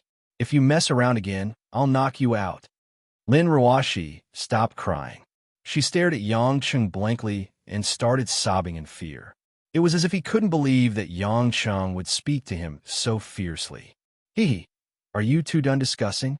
The sloppy Taoist priest laughed evilly. Yang Cheng turned around, pushed Lin Ruoshi behind him, and stepped forward. What do you want? Use whatever methods you have. All right. The old Taoist was overjoyed. He raised his hand, and a silver dagger with golden red spiral patterns floated in the air. The dagger exuded a bloody aura, and it was obviously a product of evil. The eerie spiritual chi wrapped around it, as if ghosts were crying and wolves were howling. This is an ancient artifact, the Blood WIRM Golden Dagger. Even a tribulation-passing expert would find it hard to recover in a short period of time if he's cut by it. That's because the ancient Blood WIRM has the ability to absorb cultivators' true essence. There's also a sealing formation on the Golden Dagger, which can greatly restrict one's blood essence. If you use your cultivation, your blood essence will flow backward, and you'll die. I know that your endless resolve restoration scripture is quite mysterious. Even if your heart is damaged, it can still recover. So, you want to pierce this golden dagger into my heart to absorb my true essence and restrict me. Yang Cheng sneered. The sloppy Taoist priest frowned. How? Then how do I hand the endless resolve restoration scripture to you? Yang Cheng frowned. That's simple. The sloppy Taoist priest took out a dark green jade and threw it to Yang Cheng. This is a jade scroll for recording techniques. You only need to use your divine sense to imprint all the techniques you want into this jade scroll. After I check it, if there's nothing wrong with it, I'll naturally take out the two minds awareness. Yang Cheng thought to himself that the cultivation world was indeed full of artifacts. If he were to go against Hongmeng or the hidden clans in the future, he would be at a great disadvantage if he didn't understand their methods. He didn't know where this old Taoist priest came from, but he had so many treasures on him. After hearing the old Taoist priest's evil plan, Yang Cheng also had some ideas. To ensure that I can concentrate my God Stone, I'll first imprint the Endless Resolve Restoration Scripture into a jade scroll and give it to you. While you're reading it, I'll pierce the blood WRM golden dagger into my heart. If you feel that my cultivation has dropped to a level where you can safely do it, then remove the goo from my wife's body. How's that sound? Great, great. The sloppy Taoist priest was overjoyed. When Lin Ruoshi heard that Yang Cheng wanted to stab the golden dagger into his heart, her pretty face turned pale. Are you crazy? He'll kill you. I told you to shut up. Yang Cheng turned around angrily and scolded. I'm going to save you, so you better stand still. This isn't the time for you to speak. Lin Ruoshi looked at the ferocious Yang Cheng, and tears of grievance fell from her eyes. The old Taoist priest was especially proud of himself, and a wicked look flashed in his eyes. Victory was in his hands, so of course he didn't have much to worry about. Then hurry up and give me the cultivation method. If it takes too long, the goo in your wife's body might eat another mouthful of her organs. A helpless look of anger flashed in Yang Cheng's eyes, but he had no choice but to use his divine sense to explore the jade scroll. In fact, this kind of inscribing was also very simple. It was many times faster than typing on a computer. This was because as long as a thought flashed through his mind, some of the flowing spirit chi inside the jade slip would record the information. It was very magical. 10 seconds later, Yang Cheng threw the jade scroll back to the old Taoist priest. Take it. After the Taoist priest received it, he checked it, and his eyes immediately lit up. Just by looking at the first line of the cultivation method, he knew that it should be real. However, to be cautious, he had to look at it all at once. He glanced at Yang Cheng and said, Give up resisting now. I'll pierce the blood dragon golden blade into your heart. While I'm sure that you're safe, I'll naturally take back the goo. You better keep your word. Stop shouting. Quickly let go of your defenses. The sloppy Taoist priest shouted angrily. Yang Cheng gritted his teeth, but he still opened his chest and let go of all his defenses. Poochie! There was a crisp sound of something piercing through. The blood dragon golden blade that was suspended in the air had already pierced into Yang Cheng's heart. With a chi sound, 3 blood swords flew out. There was a faint halo of light circulating around them. Yang Cheng's face turned pale. The pain was so excruciating that he felt like his heart was about to be torn apart. If it were not for his strong willpower, he would have already fainted. Even so, the heaven and earth restoration energy in Yang Chen's body was in a mess due to the large amount of blood that was gushing out of his body, and the blood dragon's golden blade was wreaking havoc. Yang Chen collapsed to the ground. Yang Cheng. Lin Ruoshi could not care less about the pain and regret that she had just scolded herself. She rushed to Yang Cheng's side and grabbed his shoulder, not knowing what to do. Yang Cheng's chest was dyed red. The Endless Resolve Restoration Scripture in his body was trying its best to repair his damaged heart. However, because the blood dragon golden blade was still stuck in his chest, it could not repair it at all. Slowly, the heaven and earth restoration energy escaped from Yang Cheng's body, and Yang Cheng's body became weaker and weaker. The slovenly Taoist priest laughed maniacally and looked at Yang Cheng mockingly. I'll read your Endless Resolve Restoration Scripture first. When you're safe, I'll cure your little lady's poison. Blood seeped out from the corner of Yang Cheng's mouth. Due to the damage to his heart and arteries, if not for the Endless Resolve Restoration Scripture, he would have died a long time ago. You better keep your word, humph. The slovenly Taoist priest said disdainfully, What can you do to me? You're just a rogue cultivator, but you have such a peerless cultivation technique.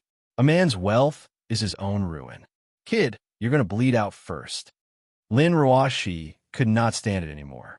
She reached for Yang Cheng's chest with her trembling hand. What are you doing? Yang Cheng tried his best to stop her. I'm going to pull the dagger out for you. You'll die if you keep bleeding. He's lying to you. He won't give me the antidote. Lin Ruoshi cried. Yang Cheng smiled bitterly. Listen to me. Don't make a fuss. Lin Ruoshi's tears fell like rain, and her pretty face was filled with grief. After about a minute, Yang Chung was so weak that he was having difficulty breathing. The Taoist priest looked up. He had read most of the scripture and felt that it was extremely difficult to understand. However, it was full of mysteries. He knew that it was not fake, so he smirked. "Kid, you're smart. You didn't lie to me with a fake. Quick, help my wife." Yang Cheng's eyelids were heavy, and he could not speak clearly. The Taoist priest checked and stroked his beard. "Not bad, not bad. Your cultivation level is only at the perfected innate stage. I've sinned too much today. This time, I'll keep my word and take back the mutual awareness." Then, the slovenly Taoist priest silently recited the incantation. Lin Ruoshi felt a nauseous feeling in her chest and abdomen. Then, a small object flew out of her mouth. The slovenly Taoist priest stretched out his sleeve and retrieved the black, centipede-like parasite. "How is it? I'm a man of my word." Lin Ruoshi retched when she thought about the disgusting parasite in her stomach. Yang Cheng's lips curled into a gratified smile. He raised his hand with difficulty and grabbed the blood WRM golden blade in front of his chest. He slowly pulled it out of his body. Lin Ruoshi could not care less about her nausea. She hurriedly helped Yang Chung.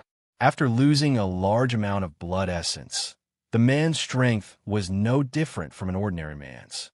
In fact, he was even weaker. "Yang Chung, don't die. Don't die." At that moment, the woman no longer had any of her usual aloofness and calmness. She was like a helpless little girl, begging her man not to weaken like this. Feeling the man's body temperature gradually cooling down, Lin Ruoshi even wished that she was the one who died. If she hadn't chased him out of the house and been angry at him, she wouldn't have been kidnapped so easily. She wouldn't have caused him to become like this. He said that his passion had caused her to be covered in cuts and bruises. However, why didn't she ask him to protect her with his life? Yang Chung panted softly. "Don't worry, I won't die. I can't heal properly with you hugging me like this." When Lin Ruoshi heard that, a trace of ecstasy flashed in her beautiful eyes. She hurriedly let go of Yang Chung so that Yang Chung could sit down cross-legged. "You still want to heal?" "Humph." The slovenly Taoist priest sneered. "I said that I could retrieve the parasite, but I didn't agree to let you leave alive." Hee. Chapter 923. Lin Ruoshi's heart sank when she heard that. She turned around and stood up. She yelled angrily, "You're despicable. I've never promised anything." "How is that despicable?" The scruffy Taoist's eyes flashed. The blood WRM golden blade on the ground, and the demon, suppressing golden hammer on his back, floated into the air. Yang Chung sat on the ground with his legs crossed. He closed his eyes and channeled the endless resolve restoration scripture. The heaven and earth restoration energy began to gather. However, the residual spiritual chi from the blood WRM golden blade kept obstructing him, preventing him from recovering. Even if your cultivation method is extremely powerful and can change your destiny, you still won't be able to escape today. Now, the scruffy Taoist laughed maniacally and performed a series of hand seals. A Taoist seal was pushed toward Yang Chung and Lin Ruoshi respectively. The blood WRM golden blade and the demon suppressing golden hammer whistled at the same time. Golden light and crimson flames appeared. Yang Chung did not have enough cultivation to withstand this attack. It was a close call. Rumble. A loud explosion suddenly came from the scruffy Taoist's hand. The dark green jade scroll that was originally safe and sound turned into a super pocket-sized bomb. A vast amount of heaven and earth spiritual chi exploded due to the intense compression. It was completely released in the area where the scruffy Taoist was standing. The scruffy Taoist's arm was completely blown into pieces as if he was struck by lightning. His body was thrown high into the air by the shockwave. The scruffy Taoist's two Dharma treasures lost their owners and fell to the ground. Lin Ruoshi's eyes widened as she covered her mouth. She was dumbfounded. Yang Cheng's lips curled into a cruel smile. He did not pay much attention to the scruffy Taoist. He focused on expelling the remaining spiritual chi near his heart. The scruffy Taoist was covered in blood. He had lost an arm, and his face was covered in dirt. He spat out a few mouthfuls of blood. It was obvious that his internal organs were injured. After all, not every cultivator's physique was as strong as Yang Chen's. The shabby Taoist was supported by his true yuan, so his body wasn't as tough as it seemed. Although the heaven and earth restoration power was an extremely powerful essential vitality with regenerative properties, it was still extremely powerful when it was used to attack. If the Taoist did not have the true origin to protect his body, he would have turned into dust like a normal human. The slovenly Taoist groaned in disbelief. What did you do to me? The true essence in his body was surging like a tsunami, and even healing his injuries was extremely difficult. Yang Cheng managed to get this bit of time out of his body just in time to expel the miscellaneous spiritual energy that was causing him to be unable to repair his body. Once his body was unobstructed, the powerful recovery ability of the endless resolve restoration scripture, which had been cultivated to the current stage, was fully displayed. At a speed visible to the naked eye, Yang Cheng's chest had already healed. Apart from some blood on the outside, not a single scar could be seen. As his heart meridian recovered, the heaven and earth restoration power quickly replenished Yang Cheng's body. His blood and qi were instantly replenished, and his originally gray complexion became rosy again. It's nothing. Just as you said, I didn't make any promises. I didn't say that I would let you go after you cure my wife's poison. Yang Cheng tugged at his blood-soaked shirt uncomfortably. He curled his lips and slowly stood up. You already said that I'm a ruthless person, so why did you provoke me? Aren't you asking for death? Lin Ruashi saw that Yang Cheng had stood up unscathed, and she felt as if she had just returned to heaven from hell. She was so happy that she burst into tears. No, impossible. You weren't even at the soul formation stage just now. How could you have unleashed such powerful essential energy? The slovenly Taoist said with difficulty. Yang Cheng walked forward and looked at the Taoist, who looked like a stray dog. He then stepped on the other arm that was not crippled. Ah! The Taoist let out a heart-wrenching scream as his arm was crushed into a pile of meat. Lin Ruashi, who was standing behind him, turned her head away. She was so frightened that even her tears had stopped flowing. You don't even know what kind of essential energy my endless resolve restoration scripture has produced, and you're trying to go against me? Don't you think you're a little stupid? Yang Cheng laughed. What do you mean? The Taoist was sweating from pain. The jade scroll I returned to you contains not only the cultivation method imprinted on the God Stone, but also a special essential energy that was compressed into it. With your cultivation, you won't be able to detect it at all. I was just waiting for an opportunity to trigger it with my divine sense and detonate it. Do you really think I would believe the words of a bug like you? The slovenly Taoist was unwilling to accept this, but there was nothing he could do to resist. He did not expect Yang Cheng's essential energy to be so unconventional. The heaven and earth restoration force was formless, and it was not the same as the essential energy of normal cultivators. Even though Yang Cheng's cultivation had dropped to the innate stage, his divine sense would not be broken. It was a piece of cake for him to detonate it. Of course, this was also due to the unpredictable nature of the heaven and earth restoration force. Not everyone could control their essential energy with such precision. Yang Cheng asked coldly, Tell me, who are you? Who ordered you to do this? Yang Cheng had a feeling that this guy was related to the mysterious expert he met at the Tang family fortress. The slovenly Taoist's face twisted. You kill me. Yang Cheng's eyes flashed. He raised his foot again, and this time, it landed on the Taoist's toes. Kacha! The sound of bones breaking could be heard. One of the Taoist's feet had turned into a puddle of blood and minced meat. The Taoist opened his mouth and screamed. The pain was worse than death. His eyes were about to pop out. Yang Cheng turned around and saw that Lin Ruashi had turned around. He was relieved. Even though it was a normal side of him, and there was nothing he could do if a woman saw it, it was better not to look at it. Are you still not going to tell me? I can't escape death anyway. The Taoist gritted his teeth. His gums were bleeding. Yang Chung waved his hand, and the blood-dragon golden blade on the ground flew over. Under Yang Cheng's control, the golden blade cut the Taoist's waist. The Taoist screamed as he felt a piece of flesh on his waist being cut off. Yang Chung said indifferently, "It's fine if you don't tell me. Before you tell me the answer, before you die, I will cut off your flesh bit by bit. But don't worry, I won't cut off your fatal parts. I will let you slowly see yourself turn into a skeleton with squirming organs." The slovenly Taoist's eyes flashed with endless fear when he heard that. Yang Chung was not trying to scare him. In the blink of an eye, 2 more slashes landed.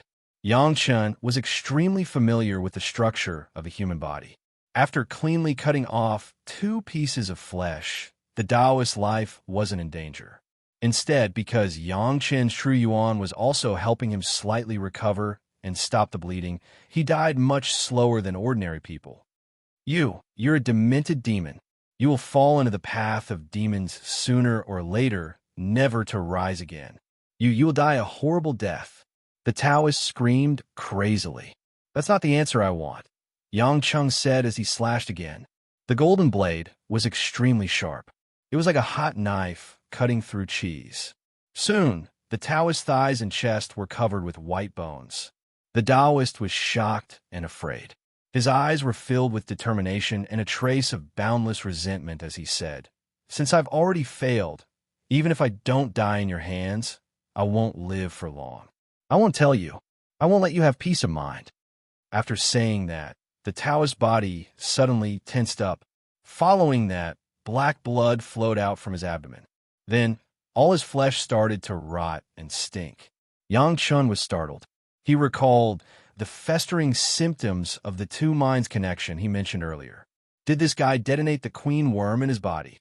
What kind of enemy was this? Even the subordinates they sent were so cruel. Moreover, he had no intention of living.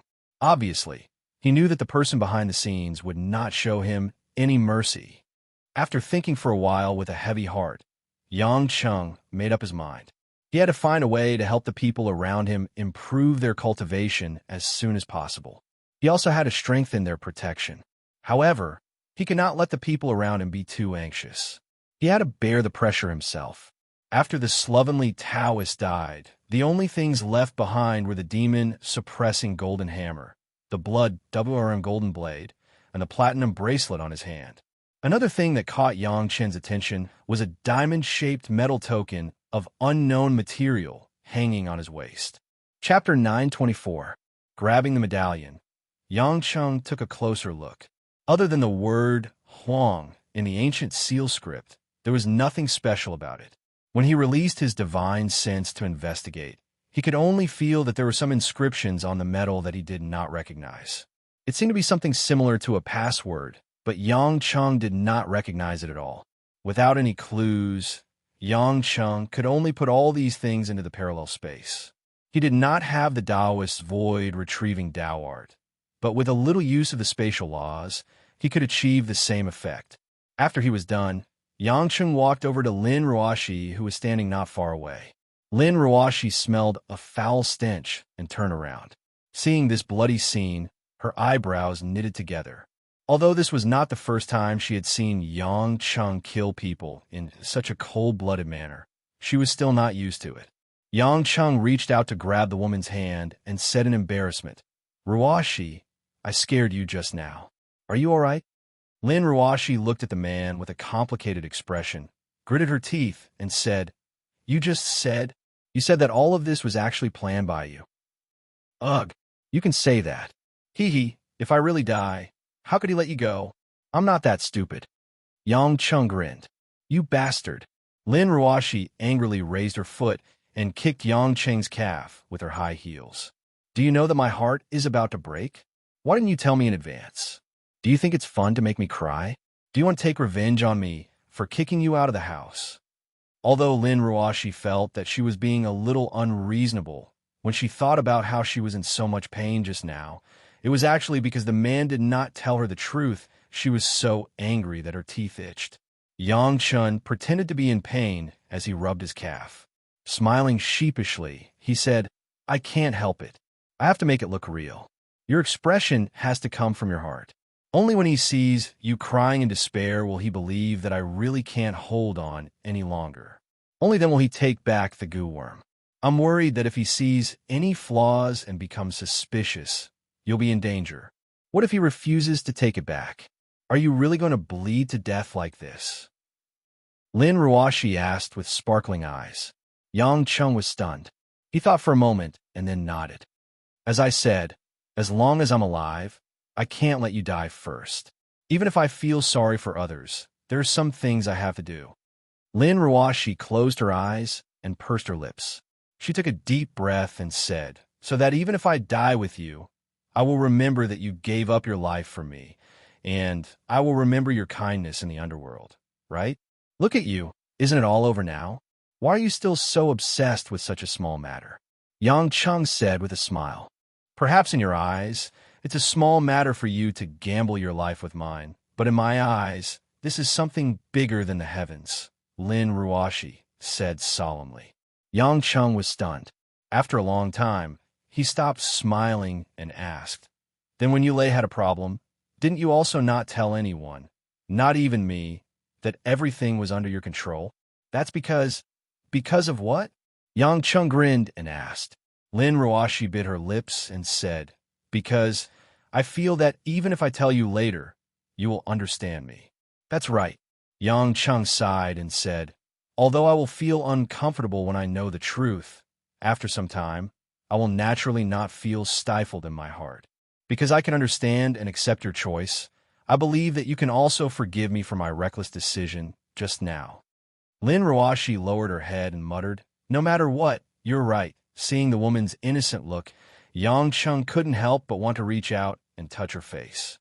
However, halfway through his hand, he remembered that the two of them were still in a Cold War, and this action was a little too ambiguous. He didn't know if Lin Ruoshi had forgiven him for the matter with Si Yao Qiqing. Involuntarily, Yang Cheng's hand froze in midair. Lin Ruoshi was also aware of this. Seeing the hesitation in Yang Cheng's eyes, she felt a little sour in her heart. If he were to say that he still hated him, it was already too late. After escaping from death just now, he had let go of many things. Angry at him? It didn't seem that obvious. However, the reservation in her heart prevented Lin Ruoshi from taking the initiative to pull Yang Cheng's hand over and place it on her face. Cough, cough, Yang Cheng said uncomfortably. Let's go back to Zhonghai. Hong Yin is very anxious at the company. Do you want to give her a call first?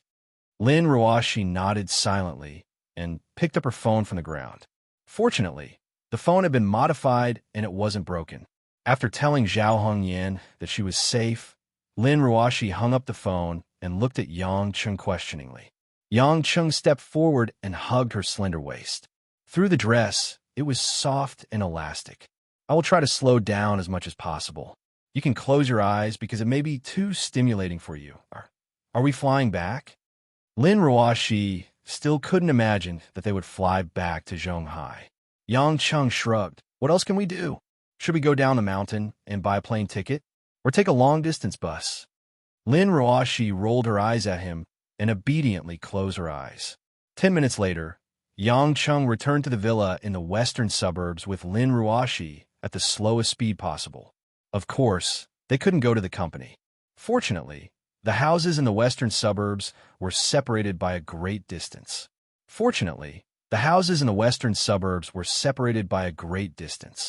When they landed outside the door, no one would pass by and see their tragic state.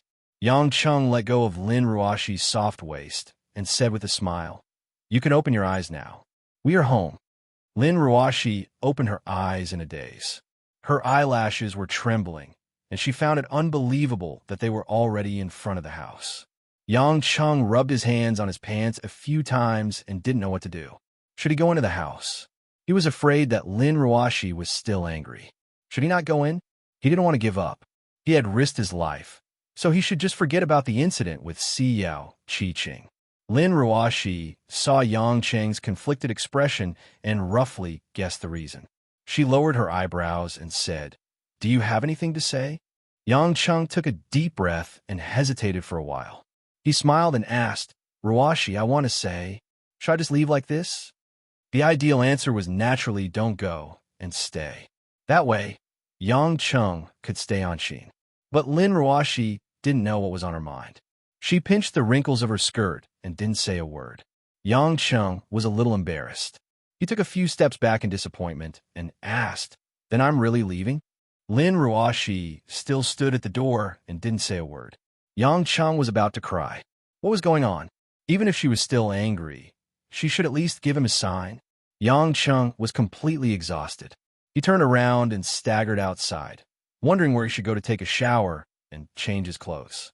At this moment, Lin Ruashi called out to him, "You're leaving just like this?" There was a hint of anger in the woman's voice, which was as clear as a stream. Yang Chung turned around stiffly and said with a bitter smile, "Since you're still angry, I can't always appear in front of you shamelessly. I don't want to make you even angrier. Are you an idiot?" It was rare for Lin Ruashi to change the word bastard to idiot. For someone like her who had received a good education since she was young, perhaps this was the bottom line for scolding people. Yang Chung stood there in shock and looked at the unfathomable woman in confusion. Lin Ruashi felt like she was about to go crazy. She closed her eyes with a headache and asked Yang Chung, "Didn't you say you loved me?" Yang Chung was even more confused. Seeing the woman's blushing face, he was completely dumbfounded. Lin Ruashi panted. Her emotions were obviously very unstable. "If you really love me, then why did you only ask me twice? Think about all the hurt you've caused me during this period of time. Didn't you ask me at least 20 times, 30 times, asking me if I can stay, asking me if I can forgive you? If you can do that, then I can pretend, act as if nothing has happened, reluctantly, coldly, and indifferently agree to your request. Is that all you can do? Big liar." Big liar? The three words that echoed in Yang Cheng's ears made his heart unexpectedly feel especially sweet and warm. What was wrong with him? He was scolded like a pig's head by a woman, yet he was so happy. No wonder it was said that a woman who fell in love would become a fool. Who said that a man wasn't? One step, two steps, he directly rushed in front of Lin Ruashi. Yang Chung pushed forward with both hands and directly pushed Lin Ruashi against the door of the house. Squeezed into a small space, the two of them faced each other, just a hair's breadth away. "I'm not a swindler. I'm a thief." The corner of Yang Cheng's mouth twitched. Lin Ruashi pretended to be calm as she opened her watery eyes wide, but there was a clear trace of panic in the depths of her eyes. What thief? Heart thief." After saying that, Yang Chung gently kissed the woman's plump and tender red lips. Lin Ruashi opened her cold eyes wide, and her delicate body trembled, but she didn't push the man away. Yang Chung didn't kiss her too deeply or too forcefully. It was just a symbolic gesture to mark the end of a certain matter. After the lips parted, Yang Chung smiled as if a heavy burden had been lifted from his shoulders. "Although someone told me that if I say I love you to a woman, I can't say I'm sorry, but I still want to tell you that there are many things that I'm really sorry for. But in the future, I promise that there won't be another Xiao Qi-Ching." Lin Ruashi's shy expression immediately turned cold. "You are not allowed to mention this name." Yang Chung was stunned. Shan Shan smiled bitterly. "Miss? Is Miss back?" Mother Wang's voice came from the room. It was obvious that she had heard the commotion outside. Lin Ruashi quickly pushed Yang Chung away from her and turned around to tidy up her appearance. She didn't look too disheveled and replied, "In, Mother Wang, open the door." Mother Wang hurriedly ran to the door. After opening it, she saw Yang Chung and Lin Ruashi in such a state and cried out in panic, "Yo, what happened? Why is this son-in-law covered in blood?" "Mother Wang, don't be agitated. We're fine. We met with an accident, but it's been resolved. Aren't we back to take a shower and change our clothes?" Yang Chung consoled. Mother Wang had experienced some things and quickly calmed down. She frowned and said, "But if that's the case, how are we going to meet this guest?" "Guest? What guest?" Yang Chung was puzzled. Mother Wang smiled helplessly.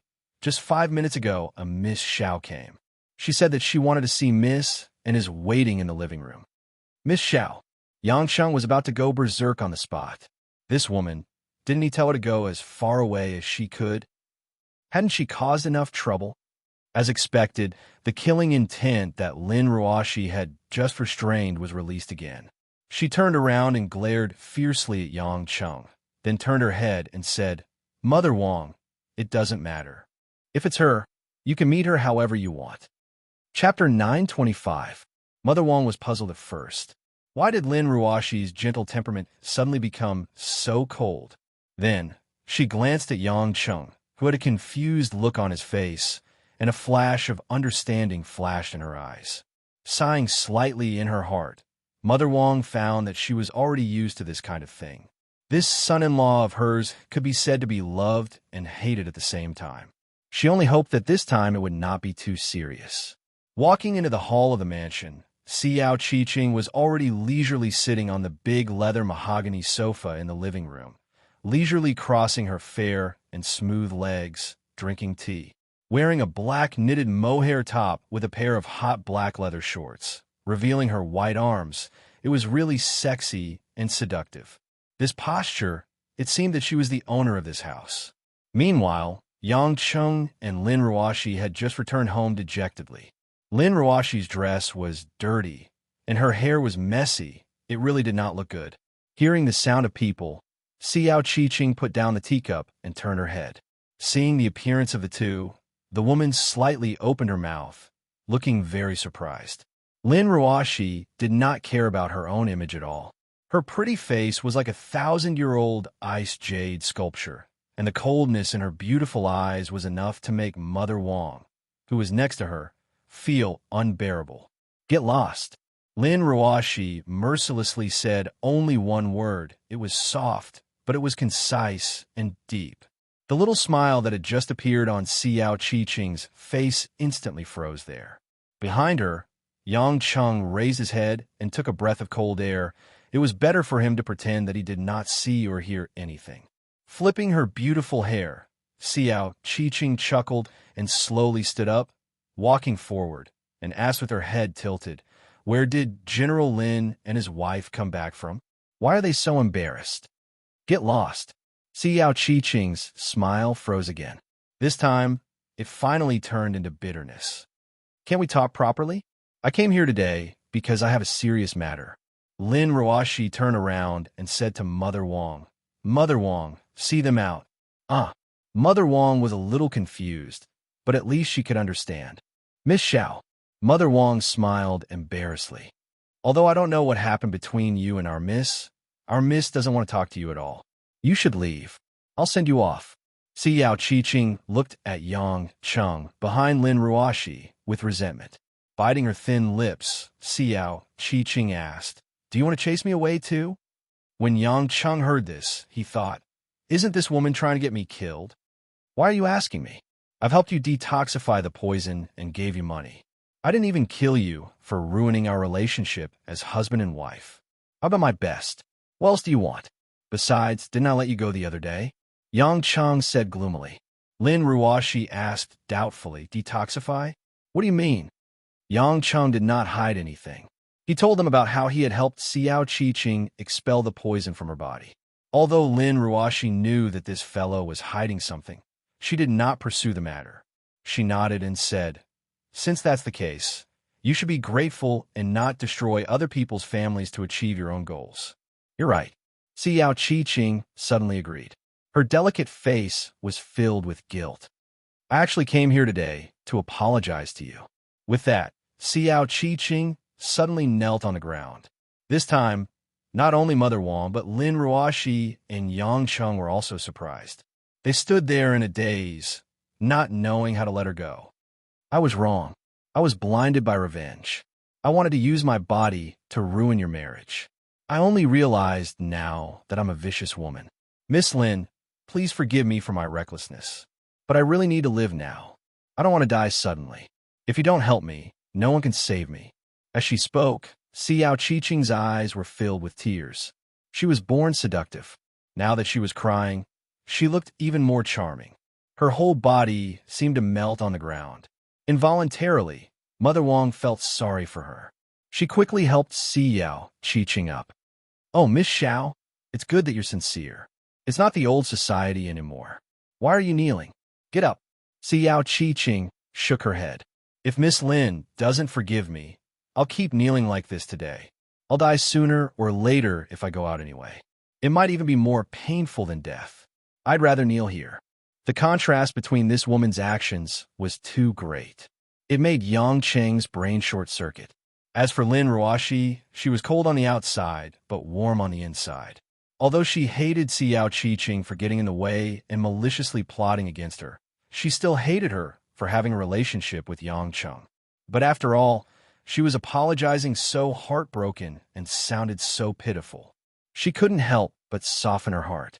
You said you want revenge? Someone wants to kill you? What do you mean? Lin Ruoxi couldn't help but ask curiously. Xiao Qi-Ching wiped her tears and choked with sobs. I actually escaped.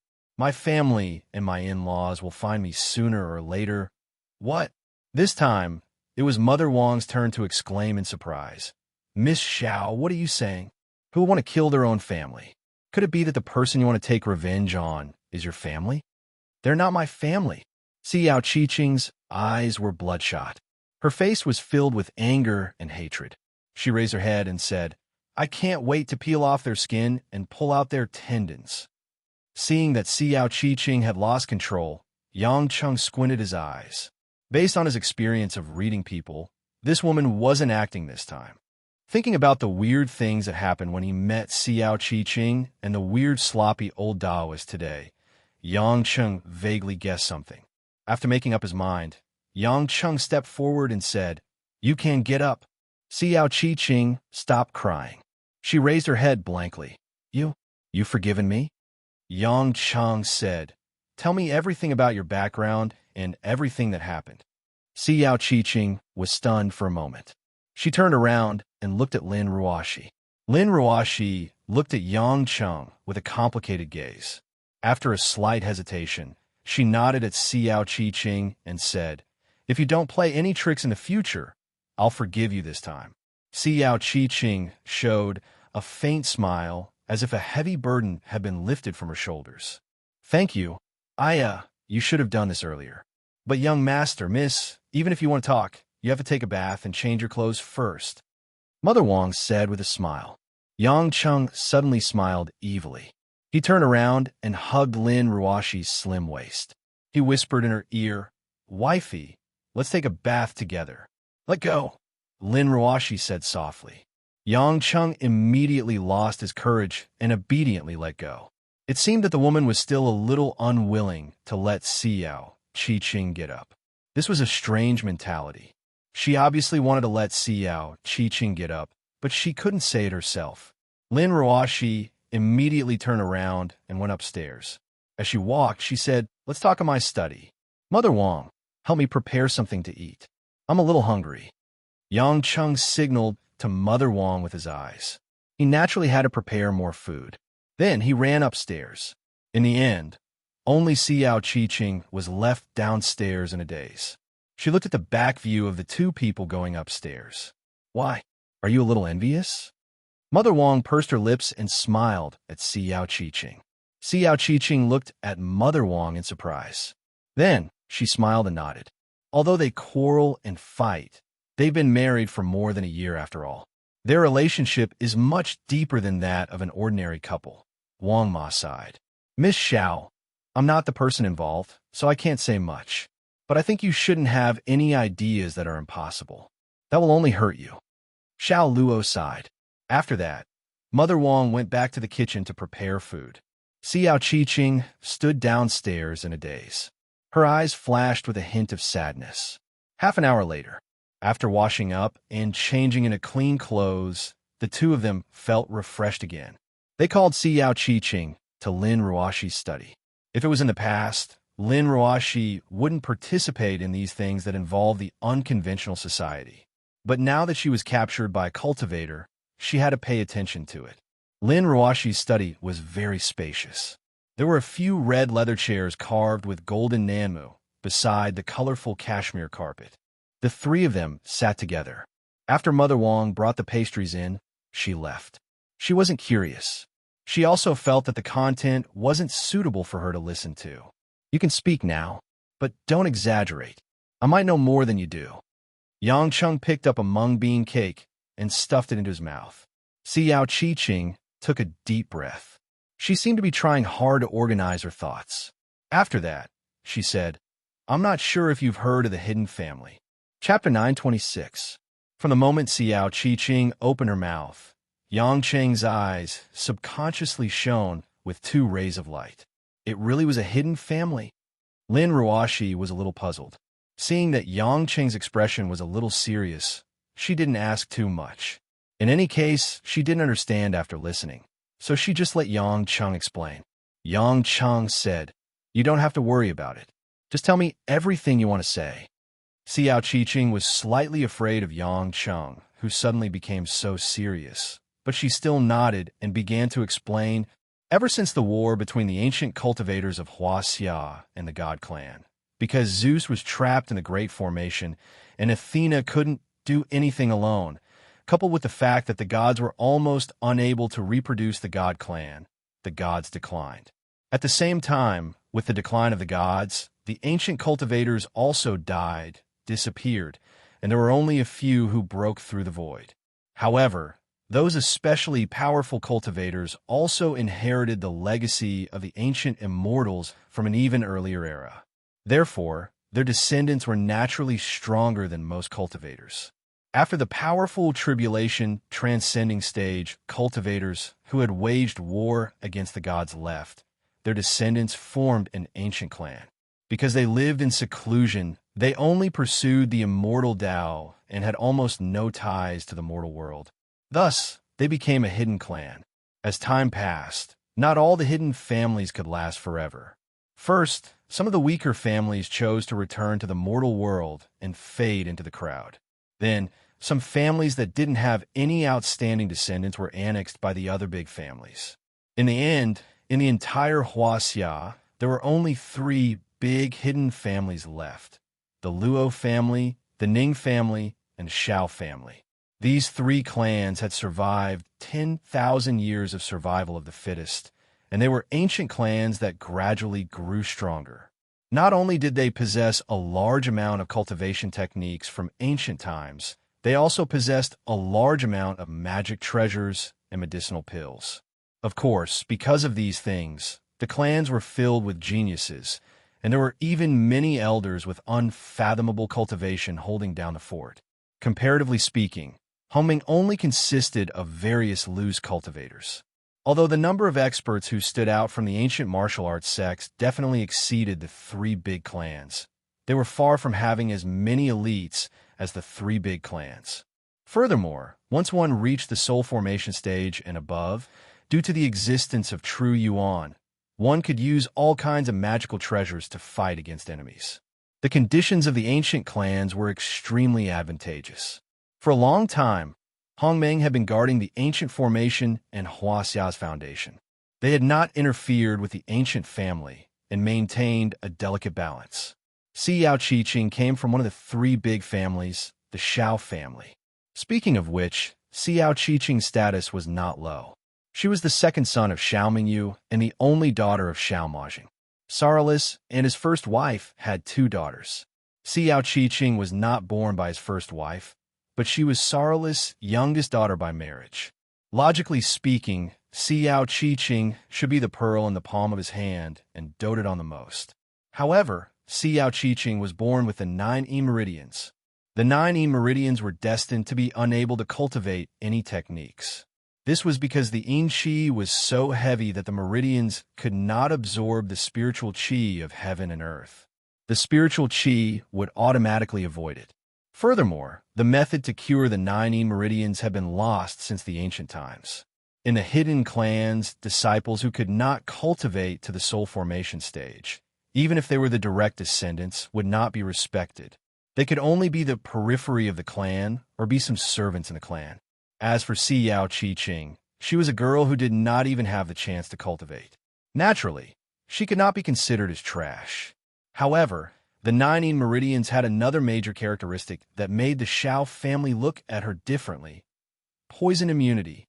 The 9 meridians could limit the corrosion of various poisons. Although the human body would suffer from various symptoms due to the suppression of the yin qi, even if they were poisoned, their lives would not be in danger for almost 100 years. One had to know that each of the three great clans had their own merits. The Luo family's techniques and spells were top-notch, and they had many experts. As for the Ning family, other than having many magical treasures, they also had many people. Although they were not as elite as the Luo family, they were evenly matched. On the other hand, the Shao family relied on magical treasures and elixirs to survive. Refining all kinds of elixirs was the Shao family's lifeline. In the past, elixirs might not be effective immediately after they were refined. In fact, most of the elixirs could not be judged to have the desired effect. After all, the current members of the clan no longer had the magical powers of their ancestors. Many of the pill recipes and refinement methods were also not too certain. Therefore, it was especially necessary to test the effects of the elixirs. However, many elixirs could be poisoned and hurt if one was not careful after consuming them. In serious cases, one's internal organs would fester and blood would flow out of the 7 orifices due to a mistake in the refining process. Naturally, the Shao family could not capture people to test the elixirs. Firstly, ordinary people could not withstand the effects of the elixirs. Secondly, every member of the Shao family was precious. Even if they only had the cultivation of the Xiantian realm, they were still human lives. Therefore, the appearance of Xiao Qiqing made the Shao family feel that it was the mandate of heaven.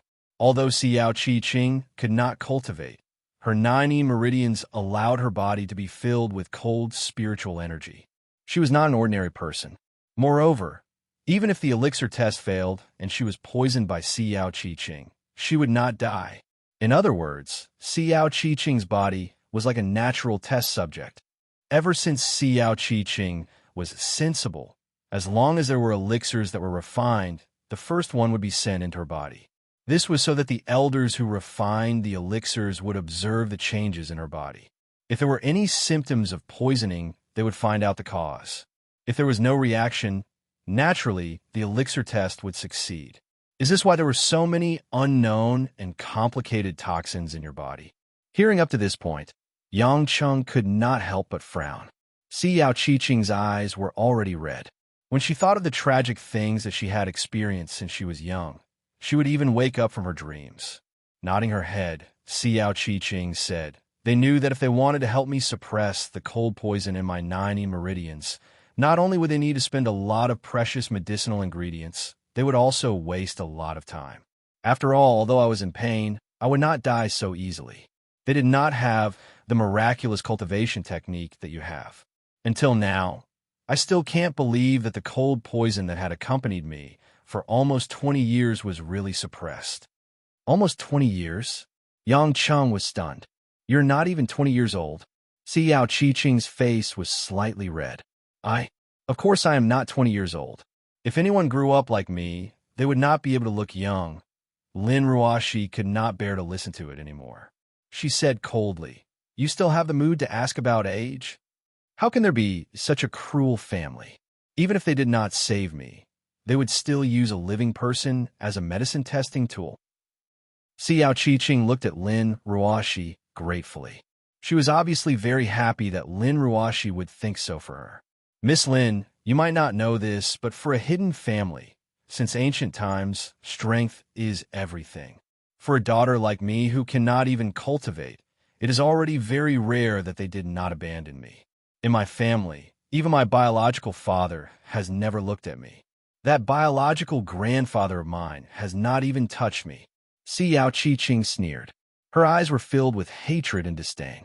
Yang Cheng could more or less understand why this woman could be so cruel. Living in such a cannibalistic family since young, perhaps she had long forgotten what conscience and benevolence were. Her side was indeed filled with filth and ugliness. Moreover, it was the darkest side of the world. Involuntarily, Yang Cheng felt a sense of sympathy. Her growth experience was somewhat similar to his.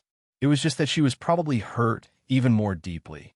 After a moment of silence in the study, Lin Ruoshi suddenly thought of something.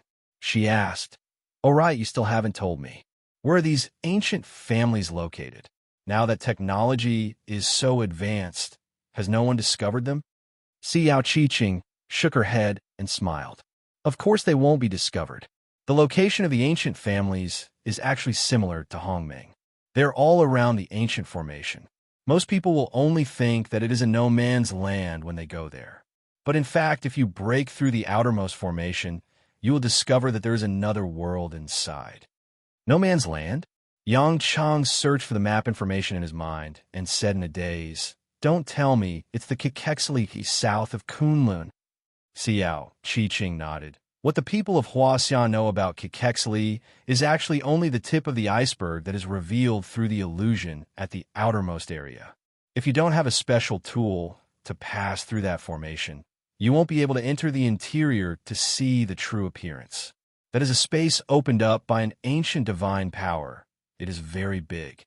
But Kekexili is 108,000 miles away from Zhonghai. Back then, you were in Los Angeles in the United States. I would like to ask, how did you escape? According to what you said, you didn't have the ability to escape from your home. Yang Cheng said suspiciously. Chapter 9:27. Xiao Qiqing's eyes flashed with a trace of shame and anger. She gritted her teeth and said, "Then I'll have to start from what I said before, my in-laws." "Your in-laws?" "Yes, the Luo family." Xiao Qiqing's eyes were full of hatred. Yang Cheng suddenly remembered that when they were in Los Angeles, she asked if he was sent by the Luo family to capture her. In that case, Xiao Qiqing did not lie. As Xiao Qiqing spoke, Lin Ruoshi also felt a little sour in her heart. She subconsciously took a tissue and tucked the corners of her eyes. Xiao Qiqing's engagement was with the head of the Luo family, Luo Qinqiu's son, Luo Heng. Originally, with Xiao Qiqing's status, she was naturally not worthy of Luo Heng. After all, Luo Heng had reached the soul formation late stage at a young age. It was almost certain that he would become a tribulation-passing expert in the future. He would be the core strength of the family, and even a strong competitor for the position of the family head. However, the reason why the Luo family spent so much effort to marry Xiao Qiqing was not to really give Luo Heng a wife. Xiao Qiqing was a unique medicine testing tool. Who wouldn't be envious of her?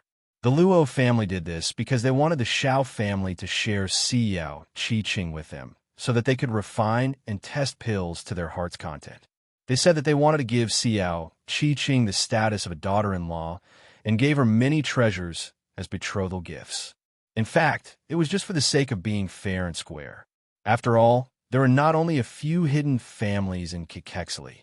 The entire cultivation world was watching, so they couldn't be too embarrassing. Moreover, Xiao Qiqing was quite beautiful. Luo Heng also liked her. If he married Xiao Qiqing, even if he knew that she could not have children, he could still use her as a plaything. At worst, he could just marry a female cultivator in the future. The Xiao family also happened to have someone who was willing to do this, so the matter was considered to be a hit. Xiao Qiqing was originally disheartened. Her fate was even worse than that of an odd-job servant girl. She had long lost the will to live. However, on the eve of the wedding, Xiao Qiqing, the only person in the Xiao family who had secretly helped her since she was a child, finally made up his mind to help her once. That person was Xiao Qiqing's wet nurse when she was young. Because it was said that Xiao Qiqing's mother died young, the wet nurse was the only person close to her who brought her up. However, the nanny was only at the early stage of deity transformation. She was a collateral relative of the family and didn't have much status. Thus, she could only watch as Xiao Qiqing went through all kinds of things. Seeing that Xiao Qiqing already wanted to seek death, the wet nurse hardened her heart and found an opportunity to send Xiao Qiqing out of the formation. After bringing her to the nearby Chuan province, she gave Xiao Qiqing some money and went back to help her distract some cultivators who were chasing after her, so that she would have time to escape. Although the hidden family was inside the formation, they weren't completely out of touch with reality. With the help of some identification documents prepared by the wet nurse, Xiao Qiqing relied on her own experience and some of the things that she had learned since she was a child to successfully escape. As for going to America, it was also for the sake of safety. Because of her 9 meridians, Xiao Qi-Ching was unable to cultivate. Thus, she could only learn some knowledge from ordinary people. Among them, she also learned a lot of common knowledge, such as foreign languages and computers by herself. Her hacking skills were also discovered by herself. It was as if the heavens were playing a joke on her. Other than cultivation, Xiao Qi-Ching learned everything very quickly. Moreover, because of her outstanding talent, she became a female swindler in Los Angeles, America. She conquered several burly Americans who were willing to work for her. What happened next, you should already know.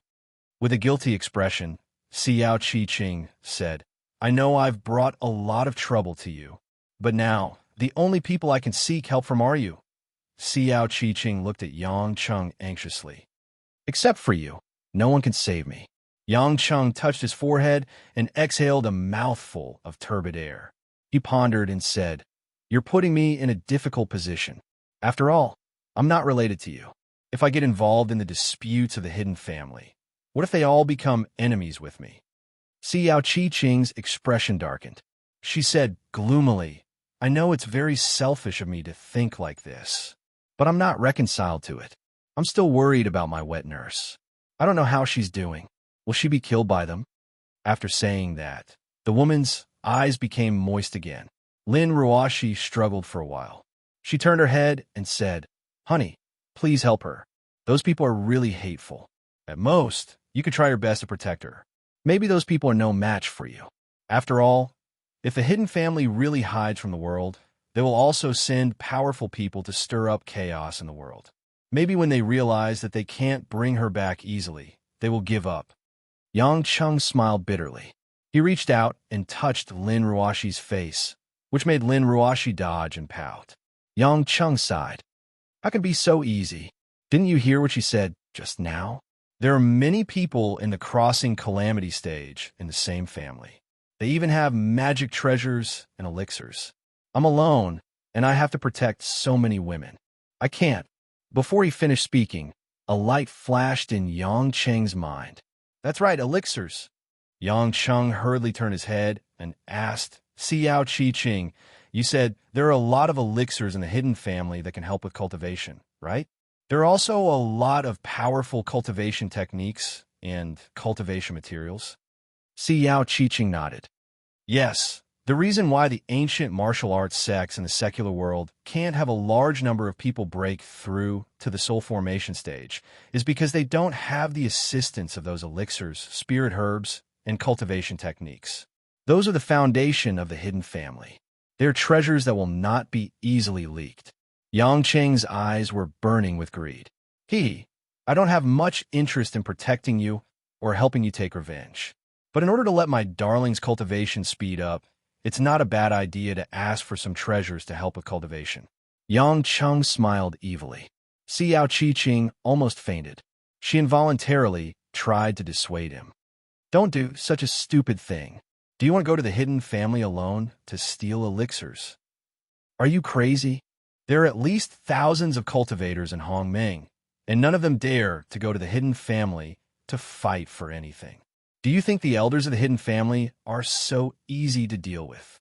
Lin Ruoshi also covered her chest. She felt that this man was too daring. She worriedly said, "Yes, you are not allowed to go. Do you think this is a joke? If you make a move, won't it affect the whole body?" Yang Cheng foolishly smiled and waved his hand. "I was just joking. I don't want to live long enough." Of course, what he thought in his heart was another matter. Indeed, if he went now, he probably wouldn't be able to take advantage of it. But what about in the future? His endless resolve restoration scripture was constantly improving. If one day, for example, he could pass the second 9 heavenly thunder tribulation, he might be able to give a try. At least, this was a shortcut for the cultivation of women to advance by leaps and bounds. It was a pity that he didn't have a reference. He didn't know the strength of the people in the crossing calamity stage. If they could come out and fight with him, he would have some idea. Thinking of this, Yang Cheng thought of the few magic treasures he had just seized. Summoning the void, Yang Cheng took out the blood dragon golden blade, the demon suppressing golden hammer, the platinum bracelet, and the copper yellow token, and put them on the ground. Seeing these four things, Xiao Qiqing was obviously full of surprise. Why do you have these things? Yang Cheng didn't hide it. He told her about how the sloppy Taoist kidnapped Lin Ruoxi and how he killed him. Only then did Xiao Qiqing know that the two of them were covered in dirt. They had just returned from killing a master in the late soul formation stage. You're really powerful. You should know that magic treasures are divided into 3 levels: low, middle, and high. Above them are the few immortal treasures, which were passed down from ancient times. Xiao Qiqing pointed at the magic treasures and said, "The platinum bracelet is called the Heaven Dipper Bracelet. It is a middle and low-level defensive magic treasure. It can block at least 3 attacks for those under the crossing calamity stage. Although the demon-suppressing golden hammer is only a low-level magic treasure, because it is heavy and vigorous, its power is extraordinary. The Blood Dragon Golden Blade is the most amazing. Even crossing calamity stage cultivators are afraid of being cut by it, and it is very difficult to recover. It is a middle-level magic treasure." Yang Cheng asked curiously, "You know everything?" Xiao Qiqing said with a smile, "Because I can't cultivate, I spend almost the time when others cultivate. I study the secular culture and read all kinds of cultivation books, so I have a little understanding of these miscellaneous things." Yang Cheng suddenly understood. He thought that this woman was quite valuable. At least she could explain a lot of things to him. It was not impossible to protect her. After finding a reason to protect Xiao Qiqing, Yang Cheng said, "You still haven't told me what magic treasure that bronze token is. Why does it have the word Huang on it?" This time, Xiao Qiqing slightly frowned. She looked at Yang Cheng with a somewhat complicated expression and said with a bitter smile, "This is not a magic treasure." Chapter 928. It's not a magical treasure? Yang Cheng said unhappily. There's clearly some weird spiritual energy on it. It should be used for special screening. How could it be an ordinary broken bronze plate? Of course it's not an ordinary item, Xiao Qiqing explained. This is the proof of identity of a Hongmeng citizen. Hongmeng? That's right, Xiao Qiqing said seriously. If this yellow token really came from that Taoist, then it means that he's a yellow rank member of Hongmeng. Yang Cheng gradually understood as he listened to Xiao Qiqing's explanation.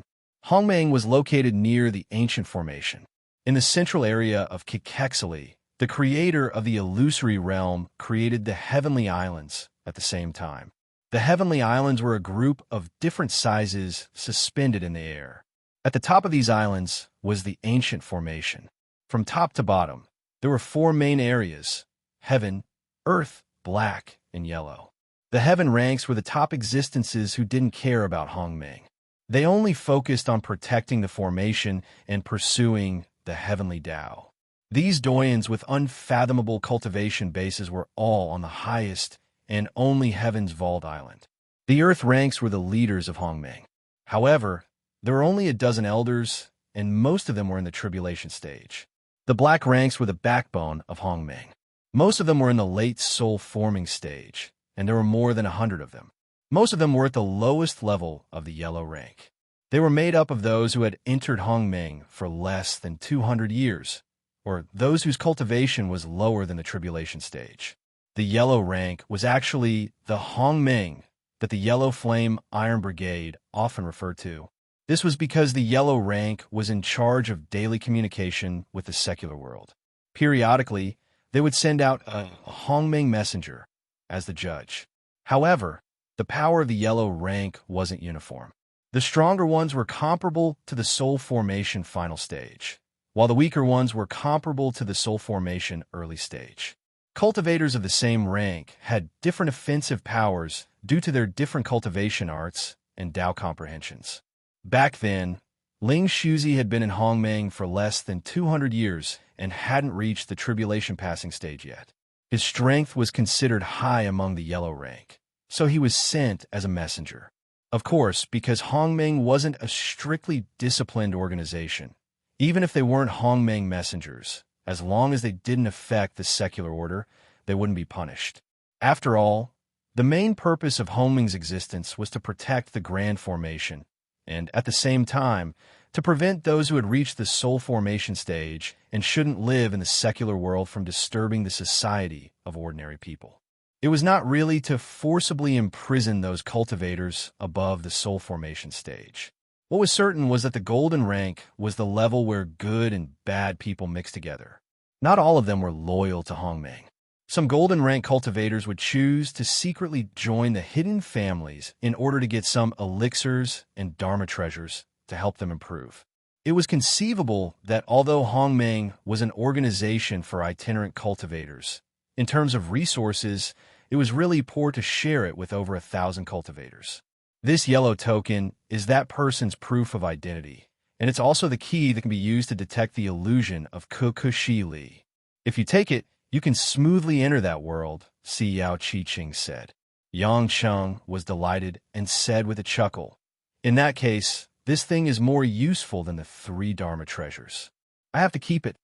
After saying that, Yang Cheng put all 4 things back into the parallel space.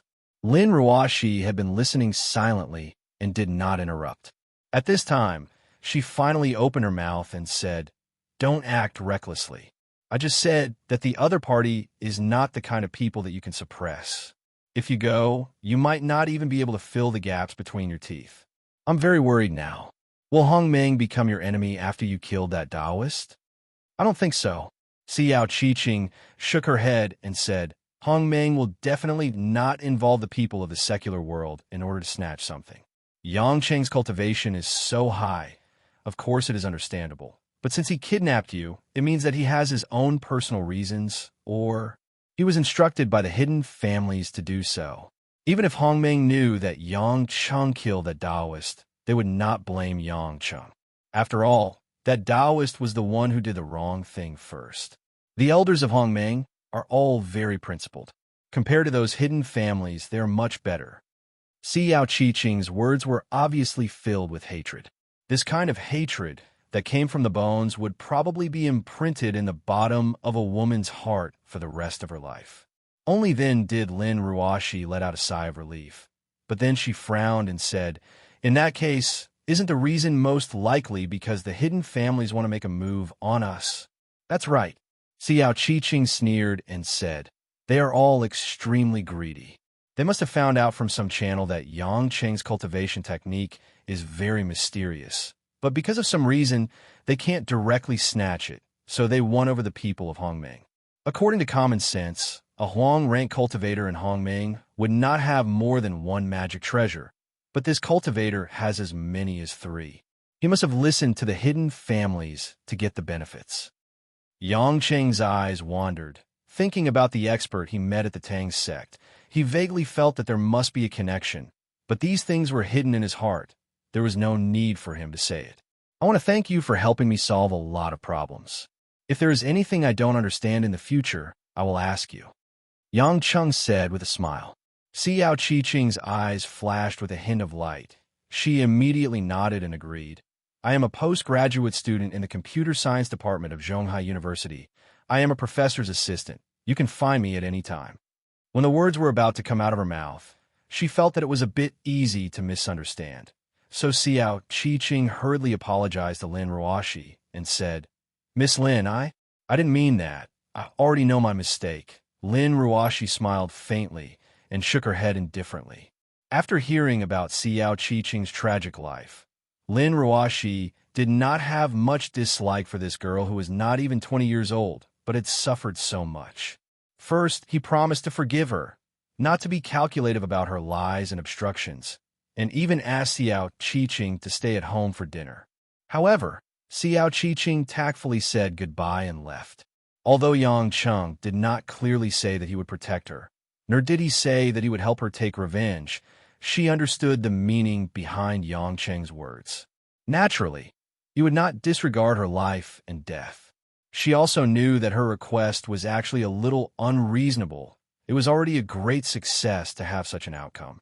In the evening, Zhen Xiao, who was working outside, also returned home, but because of her schedule, Hui Lin had to rush to another place to work, so naturally, she would not return home in the short term. On the other hand, Yang Cheng felt that it was quite easy. After all, The answer he gave to Hui Lin at the Yuan family's place would definitely make it a little awkward for the two of them to meet. After knowing that Lin Ruoxi was kidnapped in the morning, Mother Wang specially made a lot of delicious food to calm her nerves. When a family of four sat down for dinner, Yang Cheng's phone vibrated. Yang Cheng picked it up and saw the number. A trace of anticipation flashed through his eyes. He picked it up and asked, "Ron, are you ready?" On the other side of the phone, it was Ron, the old man who had been looking after Yang Cheng's house in Europe. "Your Majesty, Pluto, finally, everything is ready. We can start any time in the next month," Ron said elegantly and happily. Yang Cheng did not say much and directly hung up the phone, turning his head to look at Lin Ruoxi. Lin Ruoxi felt that Yang Cheng's gaze was a little weird. It seemed to be a little fiery. She asked in puzzlement, "What's wrong?" Yang Cheng took a deep breath and said emotionally, "It's been almost half a year, and it's finally done. Tomorrow, or the day after tomorrow, you can make some preparations, and we'll go to Beijing." Lin Ruoxi was stunned for a moment before she understood what Yang Cheng meant by prepare. She couldn't help nodding her head with her cheeks blushing. "Beijing, are we going to see Annie Guo and Brother Yang's grandfather?" Jin Xiu asked with anticipation. "You're going too?" Yang Cheng asked with a weird smile. Jin Xiu looked at Mother Wang and said, "Mother Wang, I'll go too if you're going. Don't you miss Annie Guo?"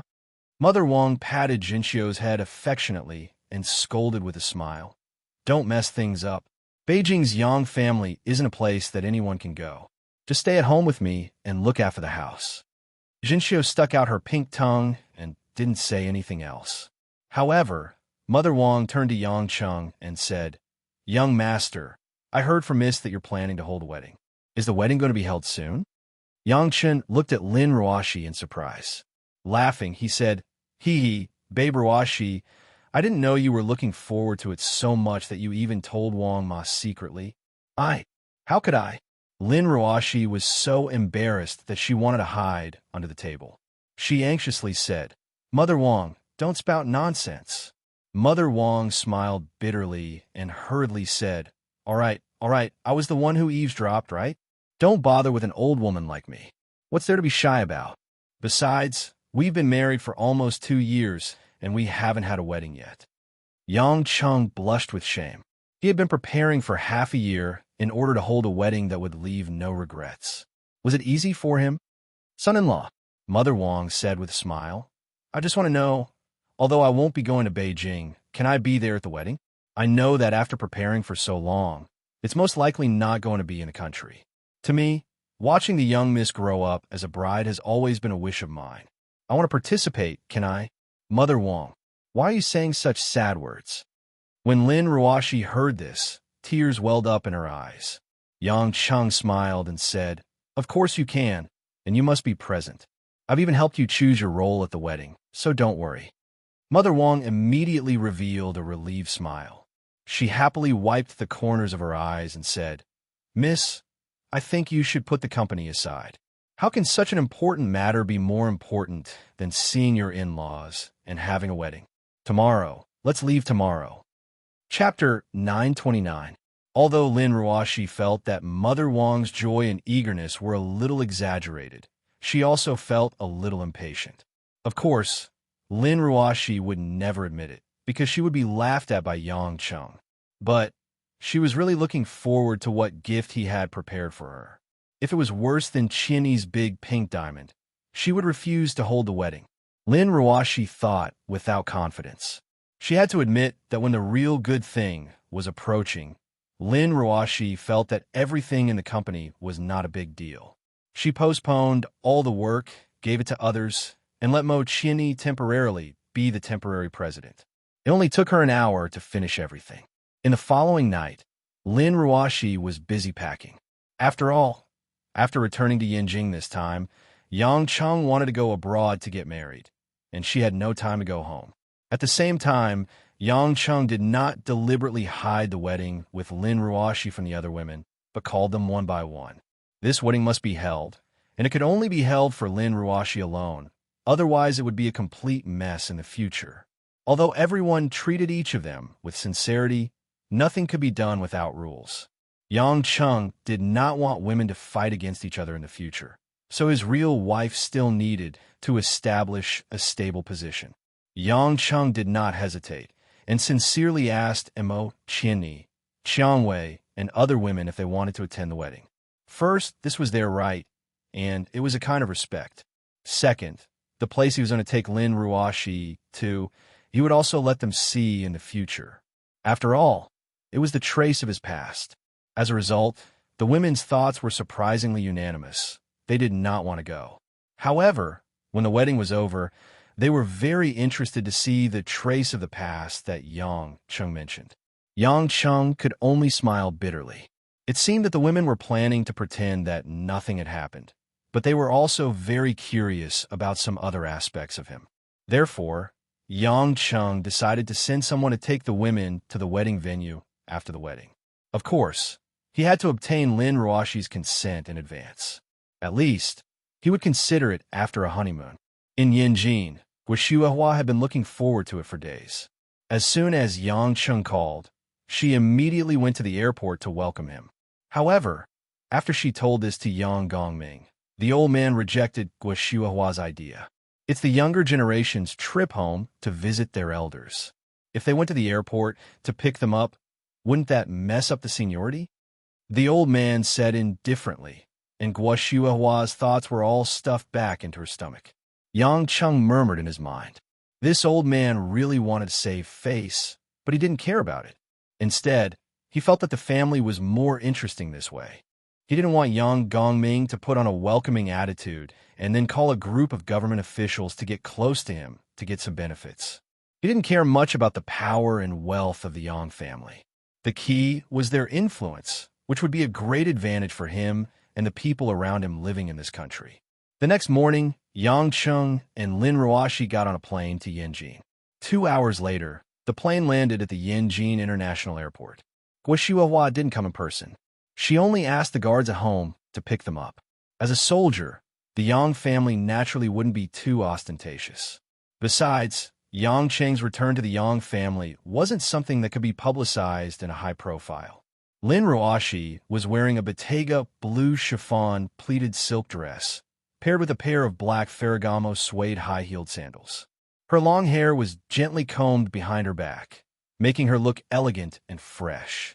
After all, she was going to meet the real head of the family, so Lin Ruoxi took great pains to choose elegant and beautiful clothes. However, in a crowded place like the airport, Lin Ruoxi naturally wore a pair of Gucci pink-framed sunglasses to cover her face that was really eye-catching even though she didn't have much makeup on. However, she didn't expect that the expensive attire would attract a lot of people's attention. Coupled with the woman's outstanding temperament in the crowd, it would be counterproductive to keep a low profile. In the end, Lin Ruoxi could only hold Yang Cheng's hand and walk with her head down, so that she wouldn't feel too awkward. Yang Cheng shook his head and smiled bitterly. This woman's clothes were worth at least 40 to 50,000 Huaxia dollars. Most people in a place like Yanjin knew their stuff. It would be strange if they didn't keep a close eye on her. If a man didn't have some ability, he wouldn't be able to protect such a rich woman. Lin Ruoxi just wanted to get out of the airport as soon as possible. Her mind was empty and filled with nervousness. However, when they walked past a gift shop, Lin Ruoxi stopped in her tracks. What's wrong? Yang Cheng turned around in confusion. Lin Ruoxi suddenly stretched out her hand and pinched her fingers lightly. She frowned slightly. Oh no, Lin Ruoxi mumbled. What's wrong? You forgot something on the plane? Yang Cheng asked. Lin Ruoxi shook her head and pouted. Hubby, don't you know what day it is today? Wedding anniversary? Yang Cheng blinked. Didn't we do it before? So soon? Of course not. Lin Ruoxi looked at him resentfully. Today is our mother's birthday. Our mother? Yang Cheng was stunned for a moment. Shan Shan said, How would I know it's our mother's birthday today? She didn't tell me. How can there be an elder who wants to celebrate his birthday? Lin Ruoxi complained, No, I have to buy a gift for Mom. Let's go to the gift shop to take a look. Although it's a rush, we can't not prepare anything. Yang Cheng didn't have any objections. He followed Lin Ruoxi into the gift shop and started to shop around. Most of the gift shops at the airport were souvenirs. They were expensive, but there weren't many things worth buying. The more Lin Ruashi looked, the more her brows furrowed. In the end, she said anxiously, "What should we do? It's all boring stuff. Why don't we see if there are any shopping malls on the way down?" Seeing how anxious the woman was, Yang Chung smiled and said, "Isn't it just a gift? It's fine as long as you have the intention. Then our marriage is just a formality. Do you think it's fine as long as you tell me that it's fine as long as you have the intention?" Lin Ruashi rolled her eyes at him. Yang Chung stuttered, scratched his head, and looked around. When he saw something, his eyes lit up. He quickly walked over and brought the gift to Lin Ruashi. Yang Chung grinned and said, "Let's buy this. Mom will definitely like it." Lin Ruashi looked at the strange thing in Yang Cheng's hand and asked suspiciously, "Are you sure? Are you Mom's biological child, or am I Mom's biological child?" "Of course it's you. Then of course it's up to me." After Yang Chung said that, he ran directly to pay the bill. Lin Ruashi bared her cute canine teeth at his back, but she didn't say anything. When they got out of the airport, a guard who picked them up immediately greeted them, but in order to keep a low profile, he still wore a suit. After the young couple got into a black Audi, they steadily went to the Yinjing military compound where the Yang family was located. Lin Ruashi's little hand had been holding Yang Cheng's, and her palms were a little sweaty. Yang Chung put his arm around the woman's shoulder and comforted her. "He's not a criminal waiting to be tried. Why are you so nervous? I've seen that old man before, and he's quite easy to talk to." "What do you know?" Lin Ruashi complained coquettishly. "I'm just worried about you." "Me?" Yang Chung asked curiously. "What do I have to worry about? I'm just bringing you back to this house to take a look. If you like it, you can stay for a few more days. If you don't like it, you can leave immediately. If Commander Yang Pejuan is also here, how do you plan to get along?" Lin Ruashi asked worriedly. Yang Chung was startled. He had never thought about this problem before. Yang Pejuan had always been in the Jiangnan military district, so he had always felt that this situation would not happen. After thinking for a while, Yang Chung said, "I won't recognize him as someone to me, but I won't treat him as an enemy like Yang Lai. Don't worry, I will take care of Mom's feelings." Lin Ruashi sighed faintly and said, "Actually, I'm still worried that Yang Lai will come looking for you. This time, when you return to Beijing, there must be a lot of people paying attention to you. I only hope that everything goes smoothly." Yang Cheng's eyes flashed with a few complicated emotions, and he fell into silence. Unknowingly, nearly an hour had passed. The car had already entered a secluded path with lush greenery every 10 steps. After a few minutes, the car stopped in front of an antique mansion. The bluestone road was paved all around the mansion. A golden plaque with bold characters was placed at the top of the vermilion door. Yang residence, he had finally arrived for the first time. Chapter 9:30. Young Master Chun, young madam, the old marshal has been waiting for a long time. Please come in. The guard respectfully opened the door and gestured for them to enter, but since his job was done, he obviously wouldn't follow them in. Yang Chung was slightly surprised because the guard actually called him Old Marshal. Soldiers definitely wouldn't casually call him by his military rank. One must know that Huaxia no longer had the rank of marshal since the end of the 80s of the last century, and the Minister of Defense was only a general. He didn't expect that Yang Gongming, a seemingly weak and carefree old man, was the only remaining marshal. Just from his title alone, as long as the Yang family had Yang Gongming, their prestige in the military would probably be unparalleled. After the heavy door was opened, a mottled granite paved path led directly to the main hall. Soaring eaves, green tiles, and carved pavilions, there were many traces that showed the age of this old house. What was different from an ordinary family's house was that although there were many maids shuttling around the Yang family, there were more valiant soldiers standing guard, each of them emitting an awe-inspiring aura, clearly having experienced the tempering of the battlefield. Seeing Yang Chun and Lin Ruashi enter the door, every sentry saluted them without any change in expression, in an orderly manner. All the greenery had been pruned by professionals. The meticulous atmosphere made people feel a little uneasy as soon as they stepped through the door.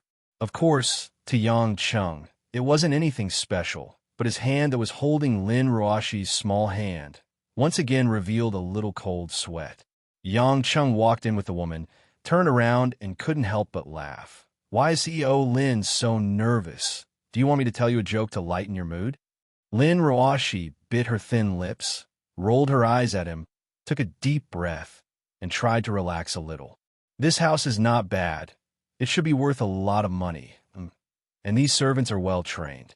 These soldiers seem to have some injuries. Most of them should have been injured on the battlefield or retired. They are quite useful to keep up appearances," Yang Chung rambled. Lin Ruoshi wanted to strangle this guy to stop him from speaking. At such an important moment, her heart was beating nonstop. This guy was actually evaluating the price of a house. When he was about to reach the door of the front hall, a familiar and graceful figure walked out impatiently. Guo Xuehua's face was filled with excitement and joy. She stepped forward and hugged Yang Chung. "Son, you're finally home. I missed you so much." Guo Xuehua emotionally rubbed her slightly red eyes. She had been waiting for this first step into the family for more than 20 years. It hasn't been that long. What's there to be excited about? Yang Chung awkwardly reached out and patted his mother's back. Guo Xuehua rolled her eyes at him. "You're so heartless. Look at how nervous Ruoshi is. Her little face is almost covered in rouge."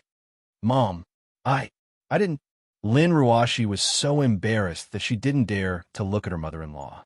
Although they had been together for a few months, this was the first time she had actually gone to her mother-in-law's house. It felt like a young lady getting married. "You said you didn't." Guo Xuehua walked forward and held Lin Ruoshi's hand, smiled, and said, "Don't be nervous. This is your own home. You have seen a lot of big scenes with Yang Chung. Do you still care about this? The soldiers here are all retired veterans of the Yang family. They have been loyal to the Yang family for generations. They are like family. Don't be afraid." When Lin Ruoshi heard this, she subconsciously turned to look at the solemn soldiers. She still felt weird, but at least she wasn't as pressured as before. "Let's go. Your grandpa is waiting for you. He has already drunk 2 pots of Dahong Pao," Guo Xuehua said with a smile, and led the two into the house. In a main hall with richly ornamented beams and high eaves, for thick mahogany pillars were exceptionally vigorous and majestic.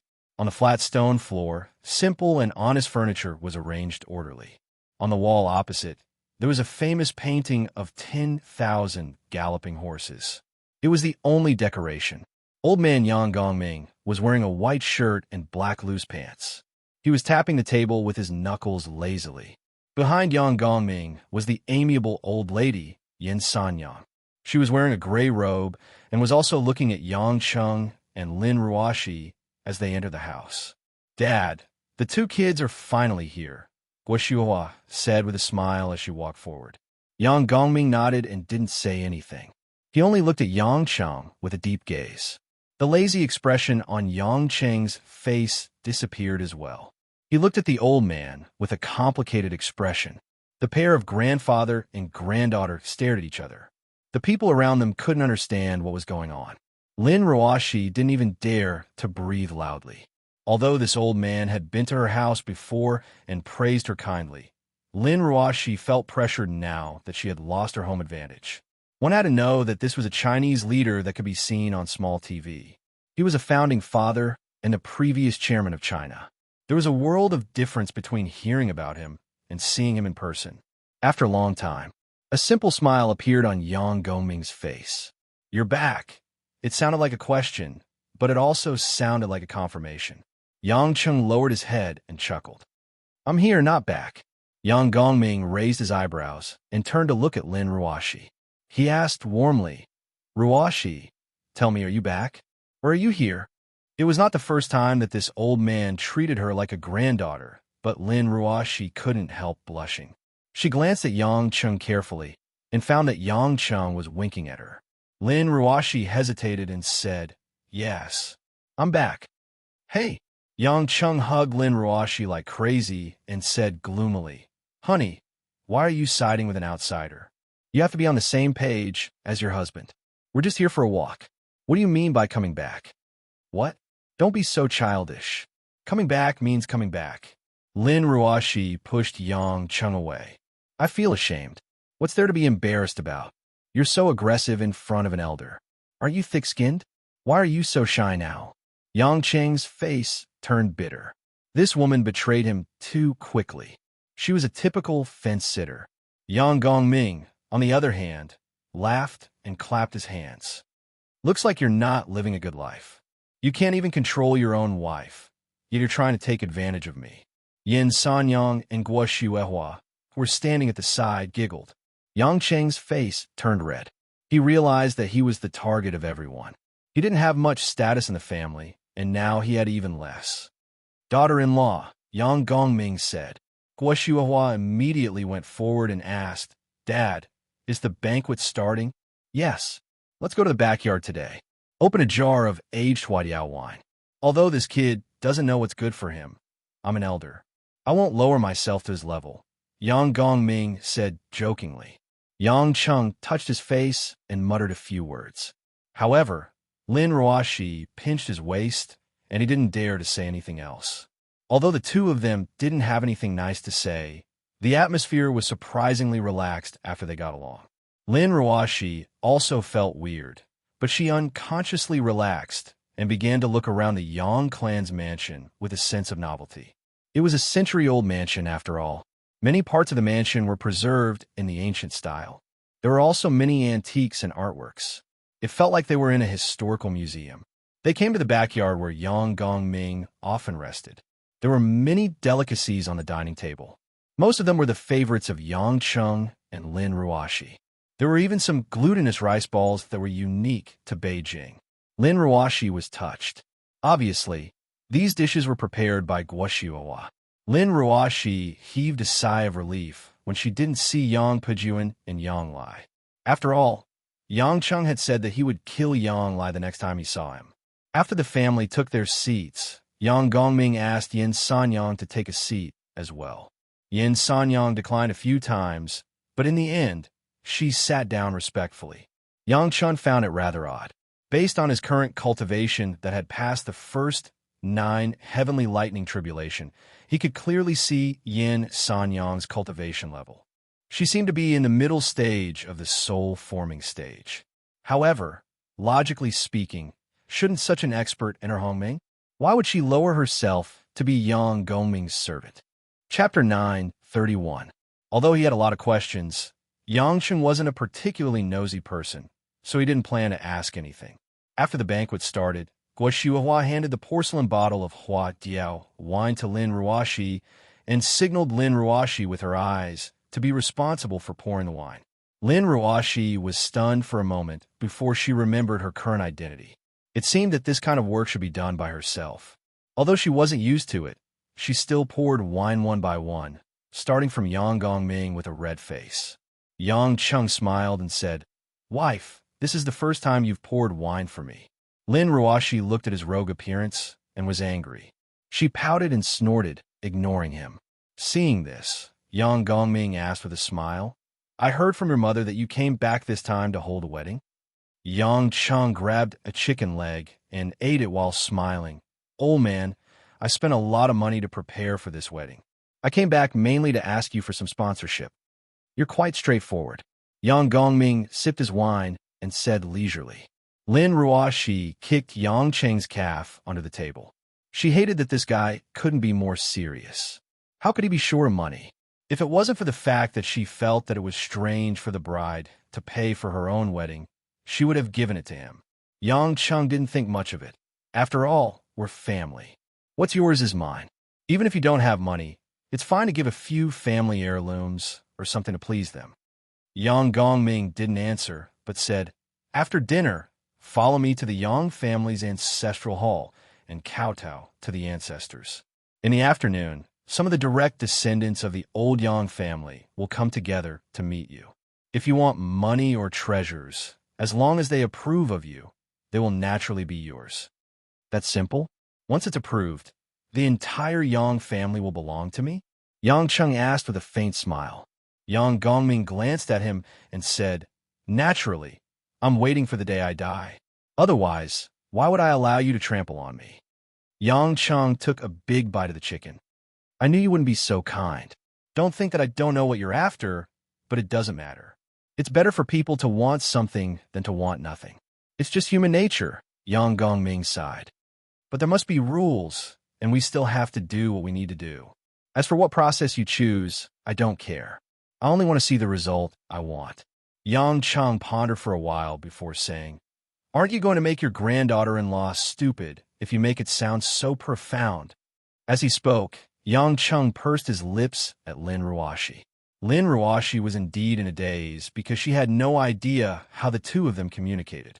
After being teased by Yang Cheng, she raised her pretty face and punched Yang Cheng's face. Yang Cheng didn't dodge and received it with a chuckle. He even stuffed the half-eaten drumstick into Lin Ruoshi's red lips. Disgusting.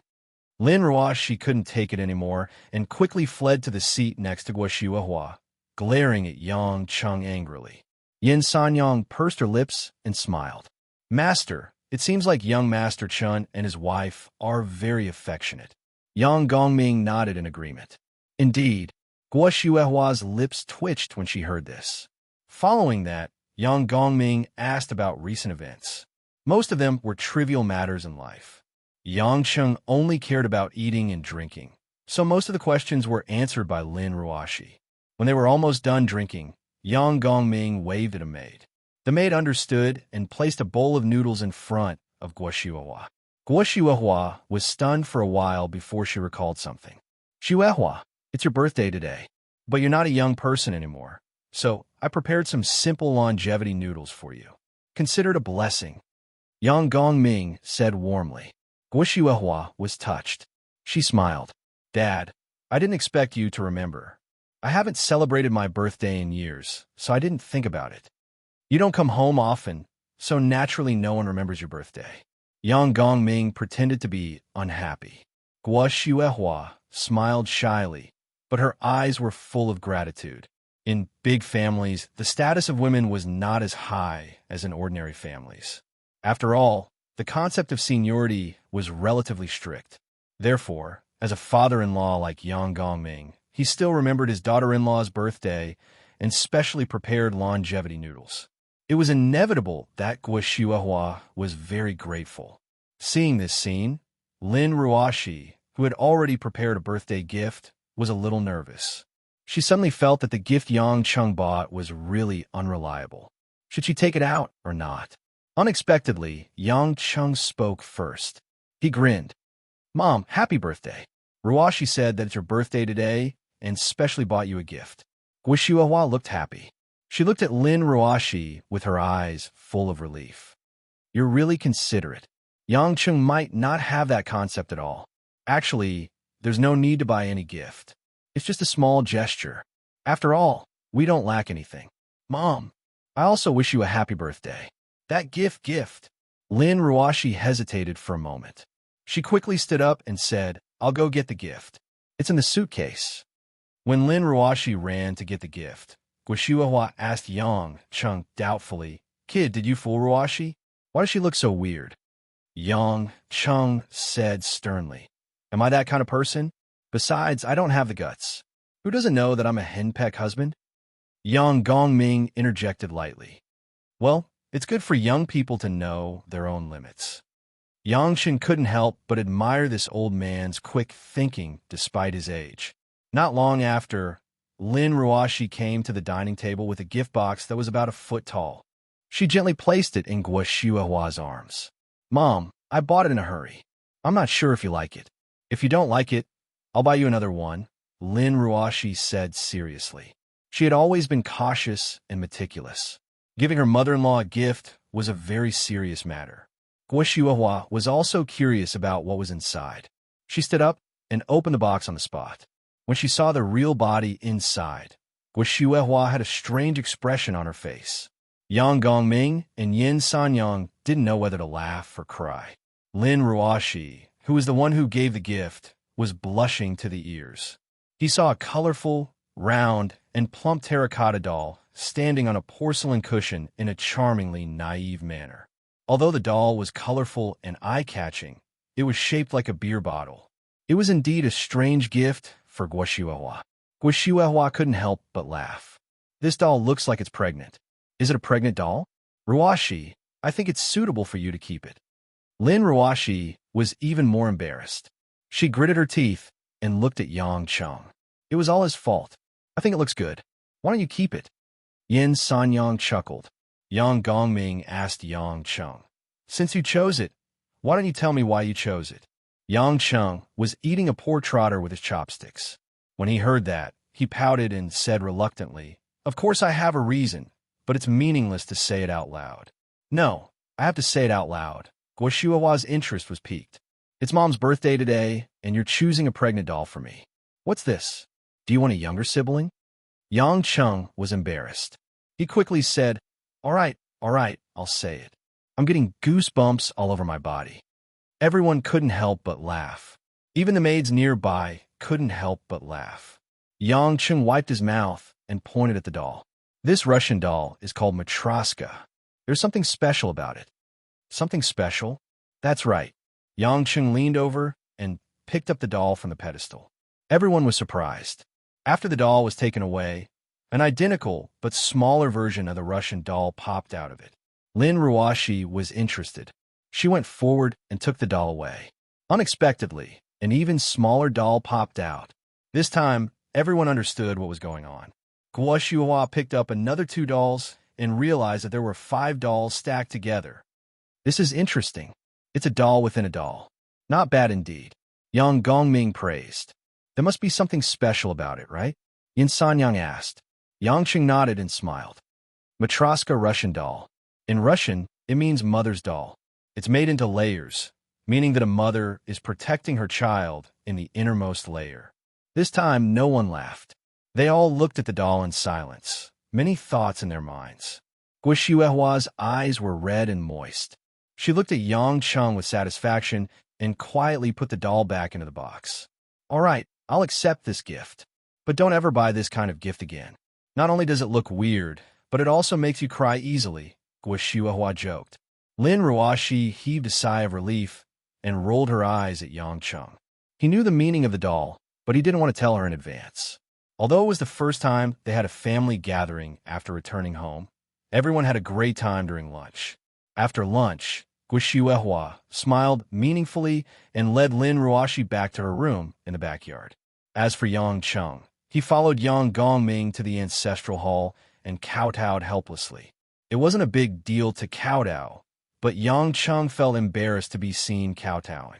When they came out of the ancestral hall, Yin Sanyang came up to them and said, Master, as promised, the leaders of the main families are already waiting in the front hall for young Master Cheng to meet them. Oh, they're on time, Yang Gongming smiled. But, Yin Sanyang said worriedly, other than the main families of the Yang family, there are also some neutral families from Beijing and some opposing military figures. Yang Gongming squinted his eyes and sneered. Is that so? Let them come. Then, Yang Gongming turned to Yang Cheng and said, You know that this old man gets sleepy easily. I'll leave the rest to you. I'm going to take an afternoon nap. Yang Cheng had a bad feeling about this. From Yin Sanyang's words, it was obvious that someone was here to pick a fight. But he wasn't someone who was afraid of trouble. So he said nonchalantly, What if someone dies? Yang Gongming laughed and his eyes flashed. People die every day. The key is who dies. Why didn't you say so earlier? Yang Cheng snapped his fingers and nodded. He said to Yin Sanyang, Grandma Yin, lead the way. Chapter 932. The reception hall of the Yang family was already full. The family leaders and important figures, as well as some military leaders, were greeting each other with different expressions on their faces. Although everyone knew that the other side had their own thoughts and opinions, they still managed to keep up the superficial greetings. As the servants served tea, the family leaders and military leaders took their seats. The way they sat was also very particular. On the left side were the leaders of the Yang family's main families. Some were political leaders, and some were military leaders. On the other side, there were representatives of some established families in Yanjin and some military officers who were not part of the Yang family system. They were neither enemies nor friends, but representatives of the old families in Yanjin and some military officers who were not under the Yang family's command. Their assistants and guards were also standing behind them with serious expressions on their faces. Since Yang Chung hadn't arrived yet, everyone chatted casually to make the atmosphere seem harmonious. Deputy Minister Liu, you're really showing respect to the young lord of the Yang family by coming here in person. A balding middle-aged man with a round face said with a smile. The tall and thin military man sitting opposite him was the Deputy Minister of National Defense, Liu Bingxuan. He blew on his tea and said with a smile that didn't reach his eyes, the eldest grandson of old Master Yang, and he's not a nobody. I've been wanting to meet him for a long time.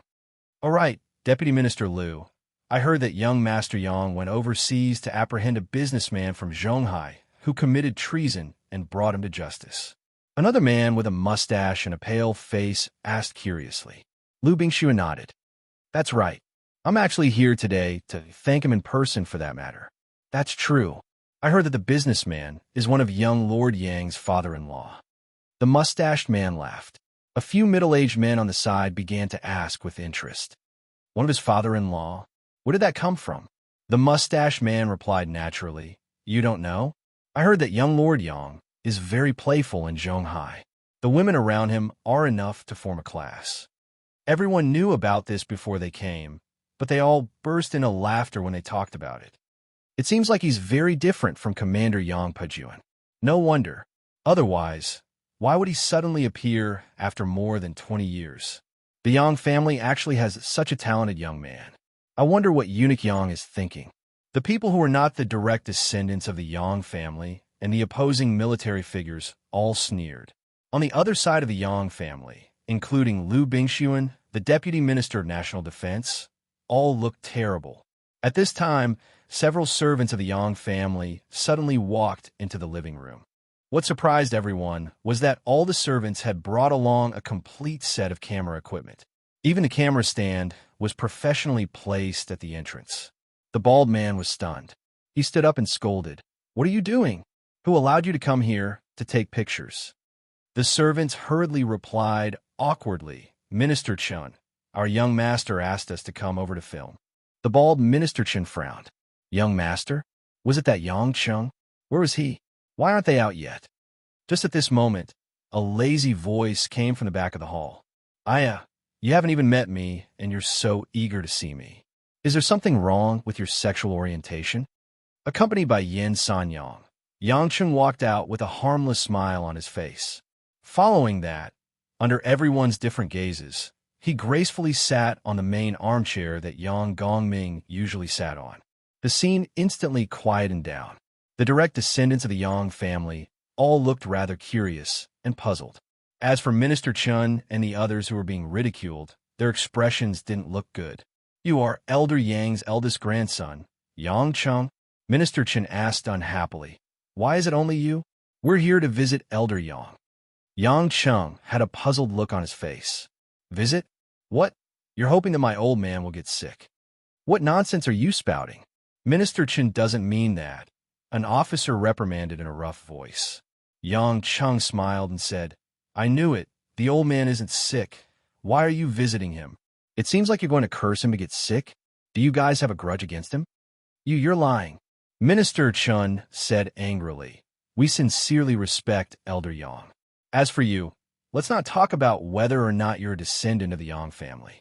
How can you sit on Elder Yang's chair the moment you return to the Yang family? Do you have any manners? Yang Chung frowned and asked, Why can't I sit? The four major families are the foundation leaders of Beijing, or even the whole of Huaxia.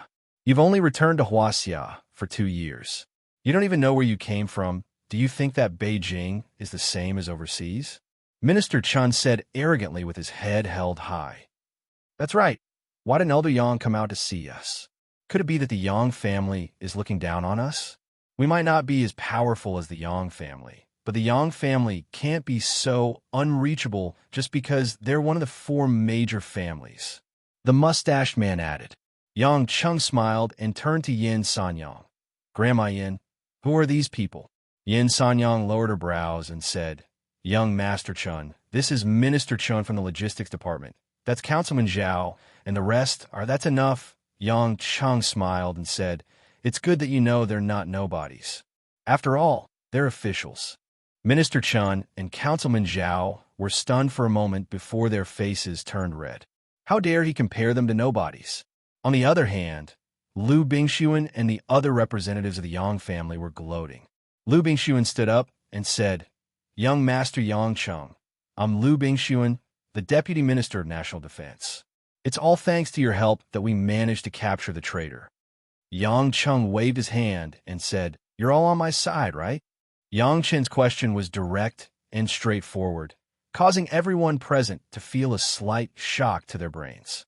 Which official didn't speak in a roundabout way? Yang Chen, on the other hand, directly asked the major clans to declare their allegiance. Lu Bingxuan and the other representatives exchanged a few glances. It was obvious that they didn't know how to answer such a straightforward question. In the end, an elderly lieutenant general chuckled. "Child Yang, we're indebted to Sir Yang, and we admire him." Yang Cheng snickered inwardly. These people were really good at beating around the bush. But it didn't matter as long as they dared to state their stance. Thereafter, Yang Cheng turned to Minister Chun and the rest and said, "I'm a simple person, and I don't like to put on airs. Tell me, are you here to cause trouble for me, or are you here to express your goodwill?" "Young Master Yang, I'm afraid you've watched too many gangster movies." Councilman Zhao sneered. "Do you think that we're the kind of people who would form cliques? We're here today to confirm if the eldest grandson of the Yang family is as bad as the rumors say, and if he's a bad influence on Huaxia." Yang Cheng sneered. "So, do you have an answer now?" "Of course there is." Minister Chun snorted coldly. "May I ask young Master Yang if you are related to the merchant's daughter who was arrested by the Ministry of Defense?" Yang Cheng raised his eyebrows and said, "Since you asked this, of course you've checked the information." "That's right. An Xin is my woman." "Good. That's the first thing," Minister Chun asked again. "As far as I know, the relationship between Marshal Yang Pejuan and Child Yang, and the relationship between young General Yang and Child Yang isn't that good. Is that right?" Yang Cheng sneered. "It's not that it's not good, but those two have nothing to do with me." "All right. Do you know where Yang Lai is?" "I'm planning to kill him." "What a naughty boy." An opposing general stood up and reprimanded. "Someone like you doesn't have a good lifestyle and has an affair with a traitor. You claim to be a member of the Yang family, but you don't get along with your father and even said that you want to kill your own brother. What right do you have to enter this family?" General Lu is right. You can't be thinking that you can enter the Yang family just because you want to, right? Perhaps you have the blood of the Yang family running through your veins, but the Yang family is the leader of the military. With your character, you're not fit to enter the Yang family. Someone else chimed in. Sire Zhao said, "In my opinion, we should invite old Yang out so that everyone can bear witness. I strongly suspect that this man is a chess piece sent by the West to destroy Hua Xia's political foundation. We can't let him enter the Yang family, nor can we hand over the power of the Yang family to him. What do you guys think?" Everyone voiced their agreement and started to lash out at Yang Cheng. Lu Bingxuan and the other major families that stood on Yang Cheng's side also wore looks of pity on their faces. They never expected that Yang Cheng would admit to it. Although it's normal for a descendant of a major family to have a few women behind their backs, and there were many who fell out with their brothers, it's still too immature for him to admit it so openly. This was a battle of politics, power, and reputation, and it's not something that could be easily settled. It looks like this young man might be powerful, but he's not a suitable candidate to take over the power of a major family.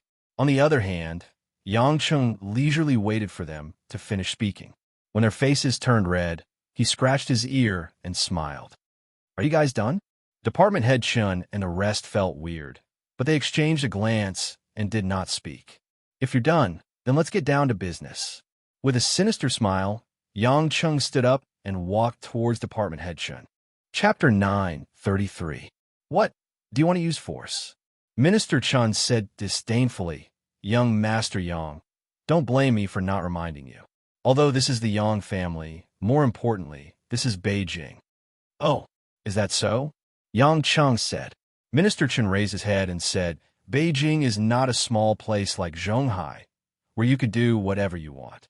In Beijing, even the people from the four major families have to be reasonable. I know you are very skilled. Otherwise, you wouldn't be able to capture a fugitive from overseas by yourself. But if you dare to use force, you will be going against the law of our Huaxia, no matter how strong you are. Can you be stronger than the dignity of the country? Will Elder Yang allow a junior like you to be so unscrupulous? Yang Chung looked enlightened. What you said makes sense. What, are you afraid? Minister Chan sneered. You don't care about your elders. Do you really think that everything in this world is up to you? We are here to see Elder Yang. I advise you to stand on the side. Whether you can return to the Yang family or not is not decided yet. We will not allow someone who is not clean to become the successor of the Yang family so easily. The rest of the oppositionists nodded in agreement and smiled at Yang Chun in a mocking manner. Yang Chen's smile was exceptionally bright. Do you have a wife, a son, or a daughter? Yang Chung suddenly asked. Minister Chun heard and asked suspiciously, Why do you ask? Oh, if I do, I will capture them and kill them in front of you. Yang Chung said with a smile. The whole place was dead silent. Everyone looked at Yang Chung as if they had seen a monster. Yin San Yang, on the other hand, had a smile in her eyes as she watched silently from behind. Are you kidding me? Are you threatening me? I'm not threatening you. Yang Chung spread his hands and said innocently, I plan to kill your family in front of you, and then when you are in pain, I will kill you. What do you think? This arrangement isn't bad, right? Head Chun said angrily, I don't have time to care about your silly joke. Do you think I'm a 3-year-old? Without waiting for Minister Chun to finish, he was already screaming like a pig being slaughtered. Under everyone's astonished gazes, Yang Cheng's leg kicked Minister Chen's calf at lightning speed. After the crisp sound of bones cracking, Minister Chun fell to the ground dejectedly. Minister Chen almost fainted from the pain and woke up again. He rolled on the ground in agony. Yang Chung stepped firmly on Minister Chen's fat head with one foot, causing his entire face to start secreting grease, distorting and covered in dust. Actually, I don't like to joke around, especially when it comes to ugly women and men I don't like, Yang Chung said coldly and condescendingly. Minister! The 2 guards brought by Minister Chun screamed and rushed towards Yang Chun, ready to attack him. Yang Chung didn't even look at them as he kicked Minister Chen's body towards the 2 reverends. Bang! The fat body collided with the 2 guards and knocked over a heavy chair made of pear wood. For a moment, everyone was in a mess. Counselor Zhao, who was at the front, had already retreated to the back, trembling as he looked at Yang Chung. Everyone at the scene was shocked. No one expected Yang Chun to attack without hesitation, and he didn't hold back at all. Do you know what you're doing? How dare you beat up a member of the central government? The general stood up and reprimanded angrily. Yang Chung grinned and said, I remember, your surname seems to be Liu, so what if I am? Don't tell me Lu Min has something to do with you. Yang Chung slowly walked forward. Previously, the Liu family, who was on the Li family's side, didn't retaliate much because of Li Mashin's mediation. Moreover, they also found out that Lu Min wasn't killed by Yang Chung, so they didn't pursue the matter. However, the other members of the Liu family weren't necessarily convinced. General Liu's face turned red as he hissed. So what if I am? What? You want to hit me again? If you want to hit, then hit. The more you hit, the more public anger you'll attract. The Vice Minister of Defense, Liu Bingxuan, could no longer remain calm. He stood up and consoled. Young Master Yang Chung, if you have something to say, then say it nicely. Fighting is not a good way to solve the problem. These representatives of the Yang family's direct descendants also tried to persuade him. Yang Chung turned his head and smiled warmly. You don't need to persuade me. I don't want to solve any problems at all, because there's no problem at all. Liu Bingxuan looked anxious.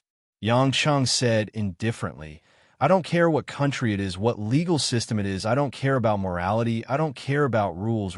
If you guys support me today, then of course you're welcome. I'll invite you to stay for dinner. If you oppose me and want to go against me, then I'll kill all of you. In order to avoid future trouble, I'll kill your family as well. This way, I won't have any trouble coming after me in the future. Didn't you say that even if I kill you, I'll only sink deeper into the quagmire? All right, then I'll give it a try. If I kill all of you, will I be in big trouble? Just treat it as a favor. Only after you die can I carry out this experiment." As he spoke, Yang Cheng slowly walked in front of General Liu. Looking at that magnanimous face, he said with a sinister gaze, "Let's start with you. Tell me, are you supporting me? Or is your whole family dead?" Yang Cheng's cold, killing intent filled the entire room. A few of the timid officials had already begun to tremble. General Liu's face twisted and tensed up. He widened his eyes and said, "Don't try to scare me. I'm not afraid of you at all. You're just a bastard picked up from the outside. You still want to inherit the Yang family? Dream on." The man could no longer continue, because Yang Cheng's hand had already grabbed his neck. Cough. General Liu's eyes widened in fear. Obviously, he did not expect that Yang Cheng would really kill him. "I'm asking if you'll support him or if your whole family dies. Why are you spouting so much nonsense?" Yang Cheng said casually. His hand pinched down as if he was crushing a reed. Crack, crack. After a crisp sound, a burly man's neck was broken, and he died on the spot. Yang Cheng threw the corpse towards the two guards who were in a daze and said, "Hey, keep it. I only kill people, not burn their ashes." A few soft-footed opposition officials screamed in fear, their faces pale. Liu Bingxuan and other representatives who supported Yang Cheng were also dumbfounded. Minister Chun, who had fallen to the ground, was even paler. The guards did not dare to move. They only needed to feel the murderous aura to know that they would definitely die if they went up. Yang Cheng walked over to Sire Zhao in a relaxed manner. Looking at the trembling mustache, Yang Cheng smiled and said, "What about you? Are you supporting me, or your whole family dies?" Sire Zhao was practically crying as he replied, I naturally support young Master Yang Cheng." Patting the man's shoulder in a gratified manner, Yang Cheng said, "Since that's the case, follow me to the camera and say it again." Sire Zhao was stunned. He did not understand what Su Tao meant. Pointing at the camera that had been prepared for a long time, Yang Cheng said, "I naturally have to record the scene of you supporting me and shaking hands with me as a souvenir so that I can remember you. What's the matter? Are you not sincere?" This time, Sire Zhao's intestines were truly moldy. He never expected that Yang Cheng would actually be so meticulous in his thinking. Not only was he threatening, but he also wanted to leave irrefutable evidence. If he shook hands with Yang Cheng and expressed his support for Yang Cheng, then he would undoubtedly be on the same side as the Yang family. That's because if this video was circulated, no one would believe that he was standing against the Yang family. Furthermore, with technology being so advanced, how could it be stopped from spreading on the internet? But for the sake of his life, Sire Zhao still wore an unsightly smile as he walked to the camera and shook hands with Yang Cheng in a friendly manner while praising Yang Cheng. He even declared, "I firmly support young Master Yang Cheng as the successor of the Yang family and support the Yang family. I will firmly refute anyone and any organization that opposes young Master Yang Cheng."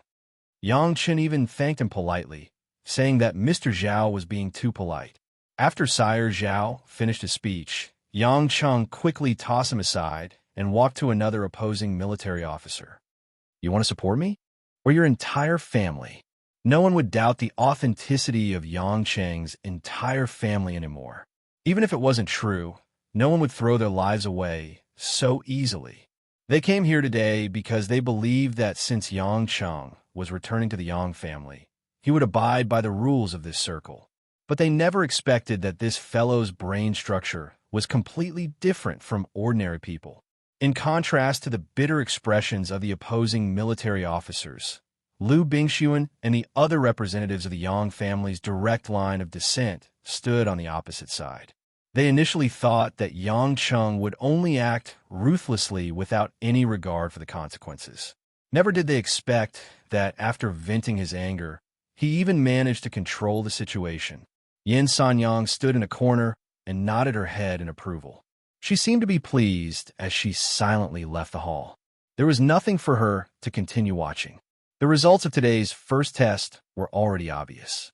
But before she could return to the backyard, she suddenly knitted her brows and turned around to look at the main door opposite her. Her eyes were filled with worry. Yang Chung, who was shaking hands with an opposing military officer, had long realized that something was amiss. However, he merely glanced at the main door indifferently before continuing with his lines. Not long after, the sound of boots stomping on the ground could be heard from outside the main door. It was obvious that a group of people was heading towards the main hall. When the group of people approached, everyone instinctively turned to look at them. At the same time, everyone's faces revealed a look of surprise. However, those who supported Yang Chung were mostly worried, while those who opposed him had a glimmer of hope. Because it was not autumn yet, the weather wasn't cool. Hence, the group of soldiers were dressed in simple military uniforms. At the front of the group was a tall and handsome man. It was Yang Pujuan, whom they hadn't seen for a long time. Along with a pair of personal guards, Yang Pujuan was as majestic as ever. He walked towards the main hall as if he was inspecting his own troops. When he saw Yang Chung and the messy scene in the front hall, Yang Pujuan frowned. His eyes were filled with anger and dissatisfaction. Finally, his eyes were like two bolts of lightning as he stared at Yang Chung. "It's Commander Yang Pujuan?"